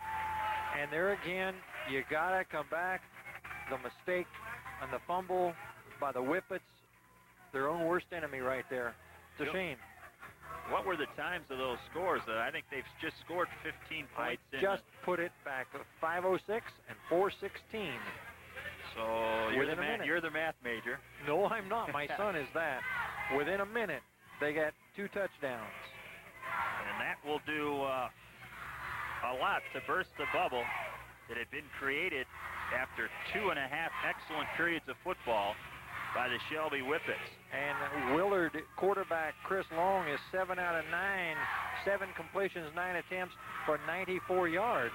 Not too shabby. And that all started all the way back, the big shift of momentum with 17 seconds remaining before the half. The first score, and since then, Willard has wiped the sleep from their eyes and come to life here in the third period. This kick is picked up back at the 12-yard line. This is Patrick. Patrick will get little or nothing on the return. Trent Patrick, the 6', 195-pound senior, returns it up near the 20. They'll spot it at the just shy of the 20-yard line. 12-yard return we had. He picked it up at the 8 and brought it back to the 20. 4 minutes remaining, third period. It's going to be very important for Tony Seibert and company to get something going offensively. Now, this is really the gut check time for the Whippets. They have to sustain a drive here. 2 receivers split to the right of your screen. Rolling, looking for the big tight end. This is Matt Mott. He's got the reception. He's up near the 30. He'll be short of the first down yardage. And over there defensively, Bill Ward. Bill Ward. We haven't called his name for a while, except for, unfortunately, the one time when he didn't come up with a play. This time he's true to the test. He makes the stop on Matt Mott, the big 6'5", 205-pound tight end for the Whippets. Pickup of about 9, a little more than 9. It'll bring up second and short for the offense. Good time to air it out here. However, they choose to get the first down yardage, and Huffman's true to the task as he gets across the 30 to about the 32. Jeremy Sloan in on that tackle. And also climbing off the pile, number 59, Rod Heisler. First down yardage. That's a very, very important first down for the Whippets to get some momentum back on their side. 3 minutes remaining, third period, 17-7, a 14-point explosion in less than a minute for the Whippets. It put them out on top by 10. This pass is caught by Spangler. Spangler has it, and he's knocked out of bounds near the 40-yard line. Vogel on the coverage. Over there also was Sowers. Well, that's a very, very important first down. Pickup of 8 yards, and anytime you can pick up 6, 7, 8 yards on first down, that makes the rest of that series a lot easier because you don't have to you're not forced into a certain play on second or third down. And long. This is second and short. Ball's resting at the 39-yard line of the Whippets. 2 receivers to the wide side of the field. That's Studer and Williams. This is the pitch. Hoffman tries to cut it back. He's hit. Coming up defensively was Sloan. Jeremy Sloan with a big stop. He came all the way up from his outside linebacker position to nail Huffman before he could get much of anything going. They'll spot the ball right back at the original line of scrimmage. Well, Hoffman's been taking a real beating tonight. He's gotten up very, very slow a number of times, and to me it looked like he slowed down when he saw Sloan coming in to make the hit. And that's very understandable after you've been taking the licks he's been taking. Third down, and again, they'll need a long 3. They have to get that ball up to the 43-yard line. This is Huffman. He's going to get nowhere. In there to make the initial charge defensively for Willard, number 22. That's Dials. Dials, who, as we mentioned, wearing a different color uniform. He had been wearing the red, white, and black of the St. Paul Flyers until a couple of weeks ago. Since moved into the Willard School District and now wearing the crimson and white of the Flashes, and he comes up with a big defensive play right there, forcing the Whippets to punt the football away. In punt formation for Shelby, number 42, Matt Ramey. Snap is a good one, and the kick is away, end-over-end kick. This is long at his own 30. Across the 35, he's piled up and knocked out of bounds. Over there defensively, Matt Mott, number 52, Scott Smith. 38-yard kick on that one, and a 6-yard return by Chris Long. And the Whippets held the ball for a little while, but they could not sustain the drive, and now the Willard Flashes come back on offense, leading 17-7, and we have a timeout on the field by the officials. Correction, that was Tito Workman, number 53, who was down there, and Workman's done a decent job all night long on the special teams for the Whippets. That's not his first tackle. He's had a tackle on a kickoff as well and has been down there for the Whippets all night long. Minute 23 remaining. And this will give us an opportunity to pass along some TV 50 notes. With this season's rapidly changing weather, stay on top of the forecast with TV 50's exclusive Color Radar weather, plus insightful weather analysis by weatherman John Badenhop every weeknight on the TV 50 Evening Journal. And I'm not sure exactly who called that timeout, or if indeed that's an official's timeout. The official called it, and I don't know. Yeah, that's why they're sending the water people off the field. I had to take a timeout and go get my coat on. It's getting cold up here in the press box. Little nippy. Throw another log on the fire here in the press box at Willard. 1:23 remaining third quarter. Here come the Flashes over the football. High formation in the backfield. Chris Long, the senior, 5'10" at quarterback, hands off. Big hole into the secondary for big yardage is Dials. Brad Dials into the secondary where he's finally stopped by Chad Friend. But not before he has big yardage all the way up to the 49-yard line. 13-yard carry there. And who said the Willard ground game was on the sideline with Mr. Corbin? So a big pickup for the Flashes, not only in yardage, but in the person of Brad Dials, wearing number 22 tonight. High formation again in the backfield. Tight end to the near side. This is the pitch. This is Willoughby. Willoughby breaks it into the secondary. Breaks a tackle. On his way. Sidesteps another. He's down inside the 15. Saving a touchdown. Making the tackle is Studer. He went out of bounds way up the field. Now they're at going to about bring it. The 27-yard line is where he went out of bounds. They're going to bring that back. He was sidestepping the sidelines. Once he crossed midfield down over the 40, broke a couple of tackles, showed some good speed. And a 25-yard carry that time for Jeremy Willoughby. So Willoughby right back in that up formation in the I. Ball's on the far hash, handoff this time to Dials, but he'll get nothing. Straight ahead in there defensively, Kevin Howe to slam the door on Dials, and he had some help also in there from number 43. That's Chad Friend. They'll give Dials a yard on the carry. Kevin Howell hit him shoulder pads to shoulder pads, chest to chest, helmet to helmet, and just stood him up. Excellent tackle. Second down and 9. Clark split wide off the bottom of your screen. He's got a touchdown to his credit already, and I think they're going to look at him again. Long looking. He'll carry it this time as he pulls it down. He's hit from behind, but not before he picks up big yardage, and it looks like he'll have enough for the first down. There to make the hit was number 43, Chad Friend, once again, but Long picks up good yardage. They spread the field, and Long, showing some good scrambling abilities, picks up big yardage down for a first down. Ball's marked at the 16-yard line. He got 11 on the carry as the third quarter is about to come to the end. 17-7 our score. Let's see if the Flashes get this play off. They do. Straight ahead off left the guard is Sean King. And King carries for the last play of the third quarter. And the Willard faithful will come to their feet as their team has exploded here for 14 third quarter points. As we head to the fourth and final quarter of play, it's Willard 17, Shelby 7.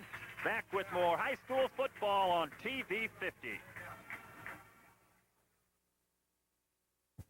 They come up with the right play at the right time here on 4th and 2 inside the Whippets 10-yard line.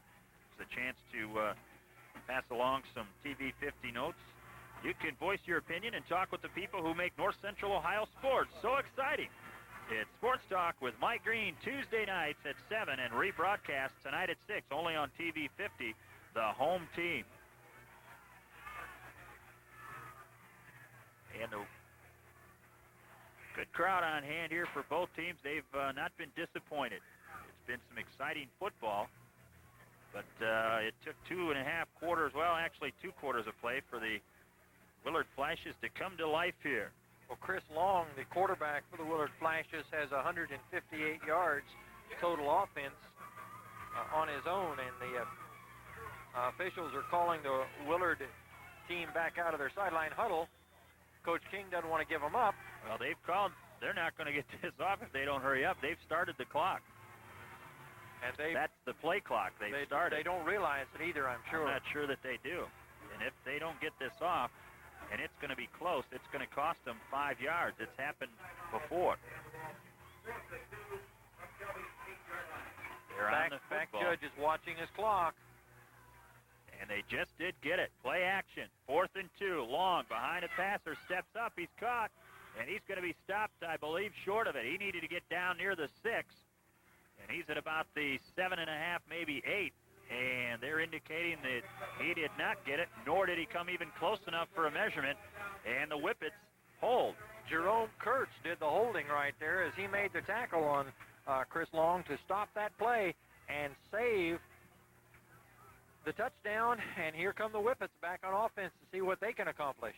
So the Flashes come with the knockout punch, but the Whippets dodge it momentarily, and they'll come out on the field offensively. Huffman, the lone back, and now Willard calls a timeout. They only have 10 men on the field right now. Flashes take a timeout, and I'm not sure that it's because Mr. Corbin is not on the field. They need somebody to come in and fill in for him, and they'll have to waste a timeout here. That's the problem that happens a lot of times in high school is you got those guys that are playing 3 and 4 different positions, and when one goes down, it's like taking 4 players out of there. Yeah, and everybody on the sidelines has got to stay alert and in the game mentally, or just what happens. And a lot of times you can't just turn around when one of those type of players goes out and just put one guy back in to fill all those 4 positions. Oftentimes it takes 4 players to replace that man in all those different positions, and that's part of the problems right now that the Willard Flashes are experiencing. Timeout on the field. We'll take a timeout as well. 9:51 remaining, 4th quarter. 17-7. The Willard Flashes enjoying a homecoming.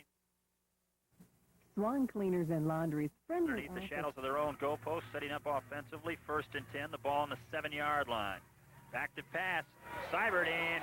Penalty flags will come down as the pass intended on the far sideline for Studer. And over there with the big hefty push was Vogel. And he was all over the intended receiver, so that'll be Tony Seibert caused that when he pump faked, and the defensive man bit on the pump fake, hit the receiver, and bingo, you got pass interference. Excellent play by quarterback Tony Seibert, 5'11", 162 junior.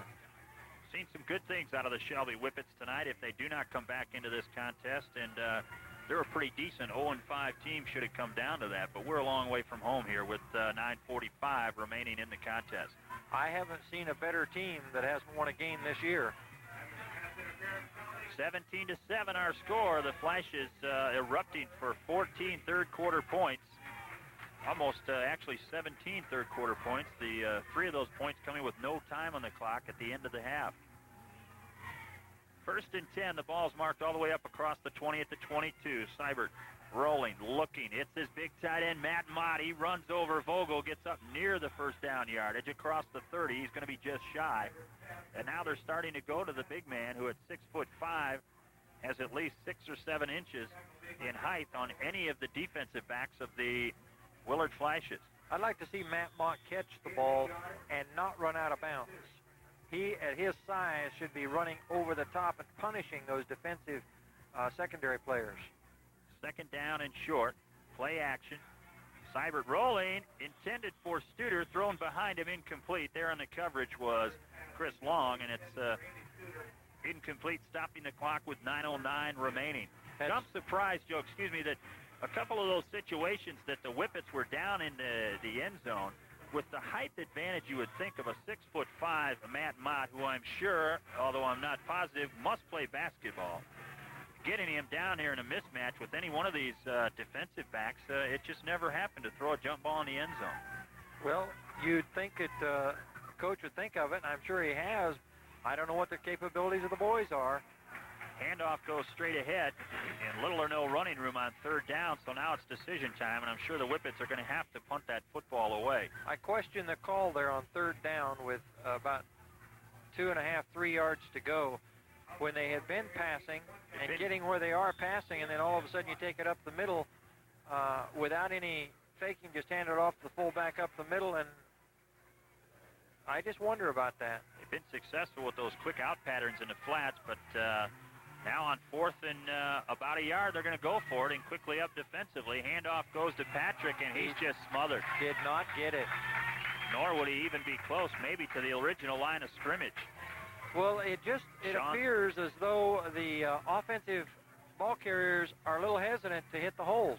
Now, I don't know if the holes are not there because we're not in a position where we can really see that, but it just looks like they're stutter stepping a little bit before they try to hit the holes. They're going to give him a favorable spot, which may make it close. Jeremy Sawyer and Sean King in there defensively with a host of other Willard tacklers, but as we had thought from our vantage point here, he was short of it by about 1.5 foot, 2 feet. So with 8:28 remaining, 17-7 our score, the Flashes will get the football, setting up offensively an excellent field position. 1st and 10 from the Whippets 32-yard line. Well, again, as I say, the Shelby Whippets have a new program this year with a brand new coach, and it's just going to take time for those young men to get into that program like they should. And when they do, look out, ball's loose. Willoughby never really had the handle on it. He falls on his own fumble. It'll be a loss on the play. Vogel there to make sure he didn't go anywhere with it. And the clock winding down, 8 minutes remaining in the contest. Kevin Howe. Did I say Vogel? Yes, that's all right. Vogel. It's because we've been calling that young man's name and his brothers all night long. They have been all over the field.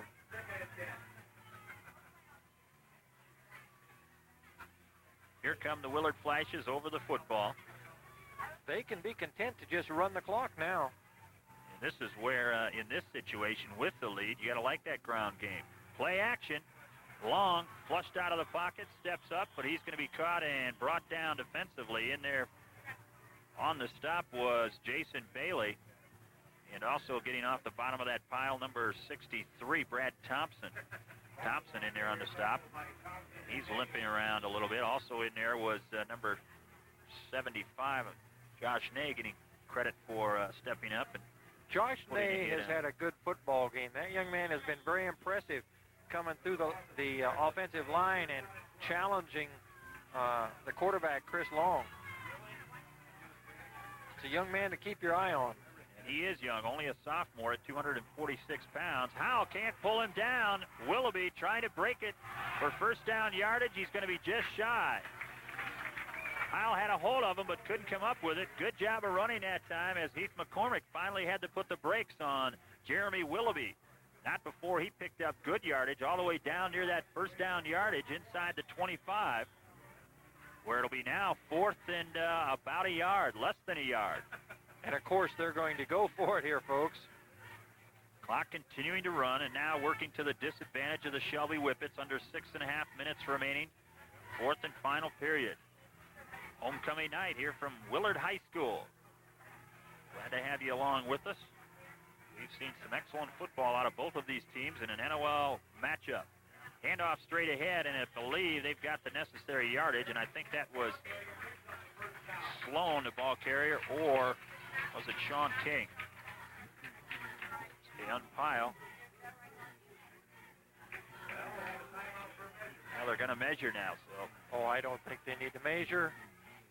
Ball's resting we can down see it's near good. near the 22. We can see it's a first down. On 4th and a little less than a yard, you can see the measurement right there.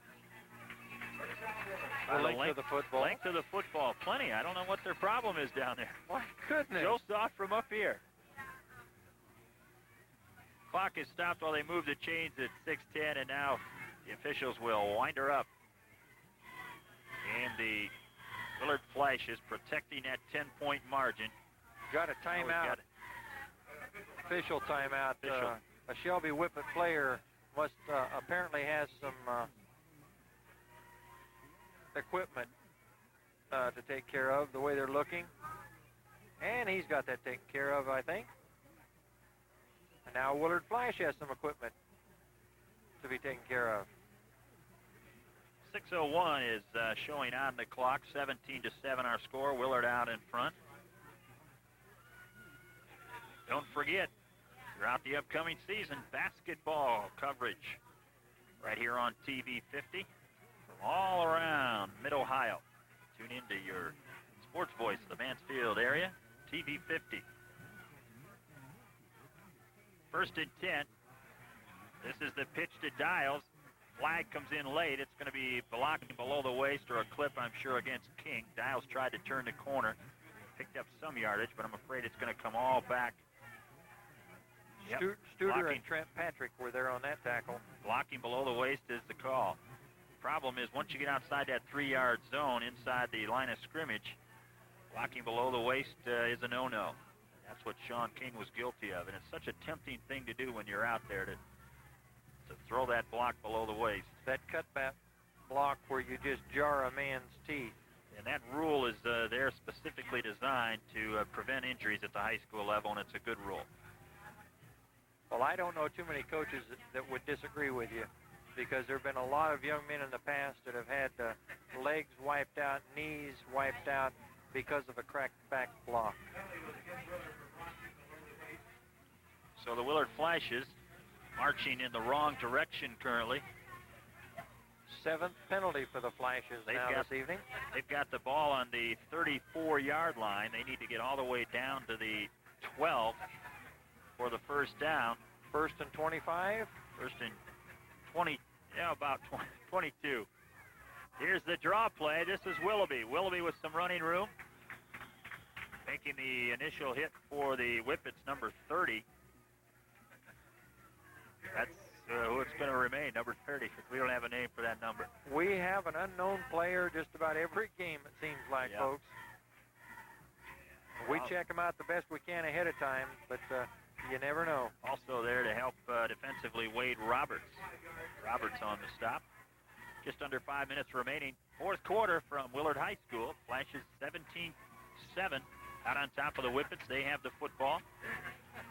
This is Willoughby. Willoughby breaks a tackle into the secondary. Tripped up, and there to finally put the clinches on him was Chad Friend. So that ground game starting to materialize a little bit better and a little much stronger here as the Willard Flash is starting to gain control of that line of scrimmage. Pick up a 9. It'll bring up a third down. Ball's resting right on the 20-yard line. They need to get down to the 12, making it 3rd and 8. And the Willard Flash is content to grind out this drive, taking valuable time off the clock. Willoughby behind a big block. Cuts it down to the 15. Into the secondary. Flags come in. Somebody dropped their laundry. Sloan with a big block to free Willoughby in the backfield, and he took out Chad Friend. But it looks like it's all going to come back as holding called against the Willard Flashes. You got to give credit to Heath McCormick, who made that tackle out there, number 90, 5'9", 150-pound junior. Shelby's got a lot of sophomores and juniors on this football team. They're going to be good in the years to come. Flash is playing a little ping pong right now. They ping the ball down to about the 15, and they pong it back on penalties. 4:02 remaining fourth quarter, and this one's going to be brought back again on the holding call, much to the chagrin of the Willard faithful here.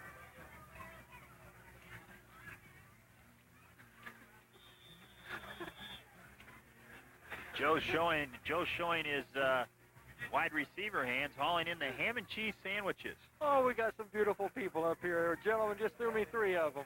I appreciate it so much. Tom got 1. So that's, Tom got 1. Joe got 1. That's 3 receptions for positive yardage for Lorimer there.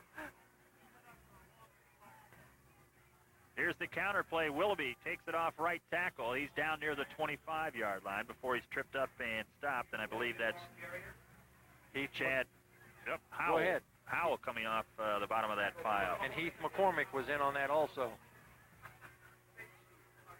And we still don't, that's Trent Patrick also in on the stop there, the outside linebacker. So it's now 4th down. in about 14, make it 13 yards. They need to get down. They're at the 25 and need to get down to the 12 for the first down. Right about now is when we see those flags come in, isn't it, Joe? It's the way they've been playing this scenario out. Yeah, it's time to back them up to about the 40-yard line on this play. There's and a here flag. it comes. They didn't disappoint us. Well, they just go back 5 yards on this one to the 30. The back judge off the screen is saying delay a game as he resets his watch. They didn't get it going, so back them up one more time. But the thing is, they're not going anywhere. Well, that's The only only five. thing- Excuse me, go ahead. The only thing that's disappearing is the time on the clock. 5 penalties for 93 yards. 9 penalties. I'm sorry, 9 penalties for 93 yards. That's awesome number of penalties. About 5 of them right here in this drive, it seems like. I think you're right. We'll try it again. 4th and 20. Long turns, play action, rolling right, looking. He's going to have to run it now, and he does. Cuts it back across the field. Foot races on, 20, 15, 10, 5, first down. 3-yard And he's line. knocked out of bounds by Patrick. And Long gives the fans something to cheer about on 4th and 18. He takes the ball all the way down inside the 5. At the 3-yard line. Unbelievable effort tonight by that young man. In all phases of the game. He's been there defensively. He's put the ball through the uprights as a place kicker. He's returned kickoffs. He's rushed 11 times for 90 yards. And he hasn't done too bad throwing the football. 17-7 our score, but the Willard Flashes with first and goal on the 3, 2:40 remaining fourth quarter. Well, we need to take a vote between the 3 of us tonight and see who the outstanding player of the game is. Gee. 14 comes to mind. Yeah. 184 yards of offense for Chris Long. I wonder if he is Larry Long's son. He's not done yet. Handoff goes off tackle, spinning, still on his feet and into the end zone. On second effort, Sean King spins and grinds his way into the end zone. The 5'10", 195-pound junior hits pay dirt for the Willard Flashes. With 2:19 remaining in the contest, the Flashes go up on top 23-7, and they cap one of the most unusual drives of the season. Drive that included about 4 penalties against them. I think 3 or 4 fourth down situations. And on 4th and 18, Long takes it all the way down inside the 5. The extra point is up. The extra point is good. 24-7 our score. That was the best kick Chris Long has done tonight.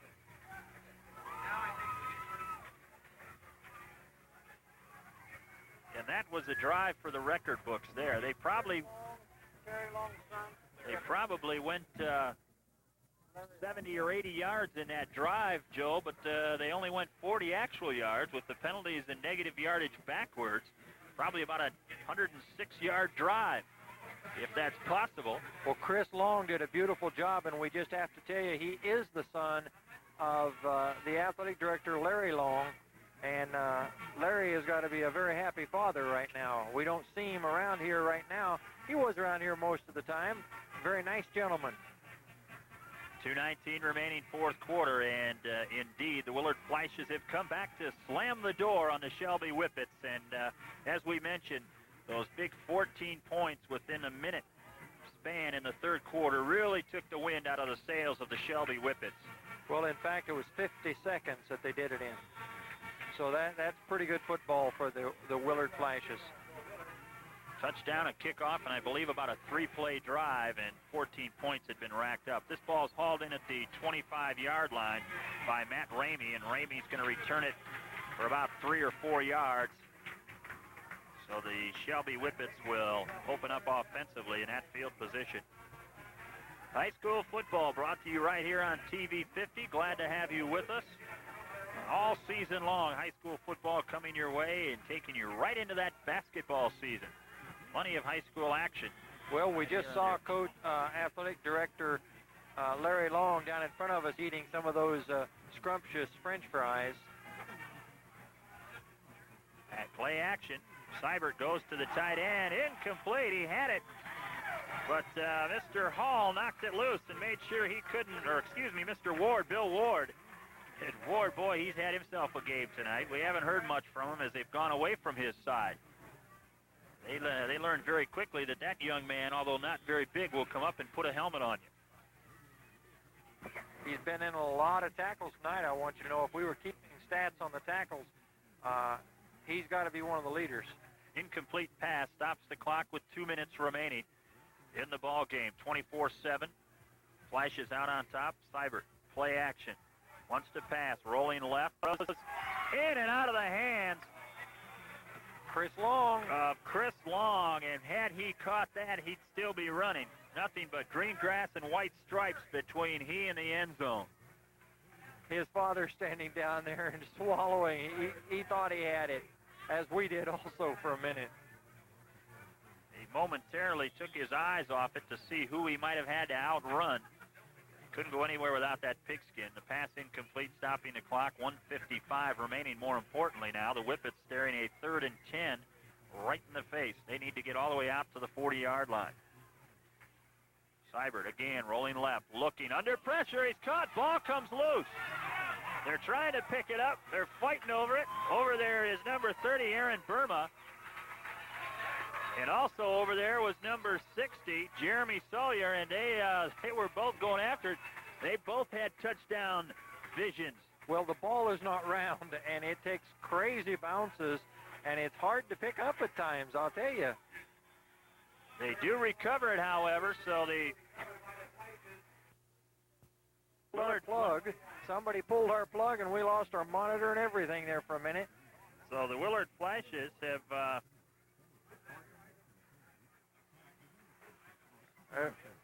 Flashes have picked things up. Shelby's 4th turnover of the evening. And the turnovers have cost them here in this contest. Flag again. Flag is come onto the field, 1:22 remaining. Delay a game. I think that official has a very fast stopwatch. Now, delay a game and procedure calls, we've seen plenty of those tonight on both sides of the football. And now the Flashers trying to get some of the younger players out onto the field. Mass substitutions come sprinting onto the field. Tough to do it when the team's running up to the line of scrimmage because they probably don't know the play. And Long will just step back and try to run out this time on 1st down. That has been one of the few times that he's lost yardage tonight. It's one of the most successful defensive plays the Whippets have thrown at Mr. Long tonight. But let's give credit where credit is due. These Shelby Whippets put on a heck of a contest until the wheels came off about 3 or 4 minutes into that 3rd period. Long again will step back and down the football. And time is winding down here on the 1991 homecoming for the Willard Flashes, and what a homecoming it has been. They lead it 24-7 with less than 35 seconds remaining in this ball game. We've seen a good one, folks. It took a while for the Willard offense to get on track, but when they did, they showed that they could explode, and explode they have for 24 points in tonight's contest. 3rd down and long, that's irrelevant. What's relevant is that there's only 15 seconds remaining in this contest. Down to 10 as the clock continues to run. And there you see it. That young man with his hands in the air, number 14, Chris Long, has led his Willard Flashes to a 4-1 mark. They are 2-0 in the NOL. And the Shelby Whippets will fall to 0-5. But they have shown us some good things here tonight as both teams now sprawl onto the field to shake hands. And it has been a good, hard-hitting contest, one that we have expected here tonight out of these two teams. And, Joe, some of your comments about tonight's contest. Well, when Willard woke up, it was good night for Shelby because the Willard Flashes put it to them here in the 2nd half and played football like I have been told they've been playing all year. And after what I've seen in the 2nd half tonight, I would agree that Willard is going to have a very good opportunity against the Bucyrus Redmen that last I knew were undefeated. I don't know what they're doing at this time of the ball game, but Willard has got an excellent football team. Now, Shelby, on the other hand, they still are winless, but they better keep their heads up because those boys and everybody else better keep their eye on them because those boys are going to win some football games. Well, I think they've definitely proven tonight if you're going to come and play, or even any time you're going to take on that Shelby Whippet team, you're going to have to put together 4 quarters of football or they're going to make things awfully tough for you, which they have tonight. Not too much to really hang their head about, a few mistakes that have cost them. And we're going to wrap things up here from Willard High School. And what we will do is send things back to the station for our post-game show as you see a beautiful view of the moon and clouds out there. And Rob, excellent job on the camera tonight. And thanks for all your statistical help.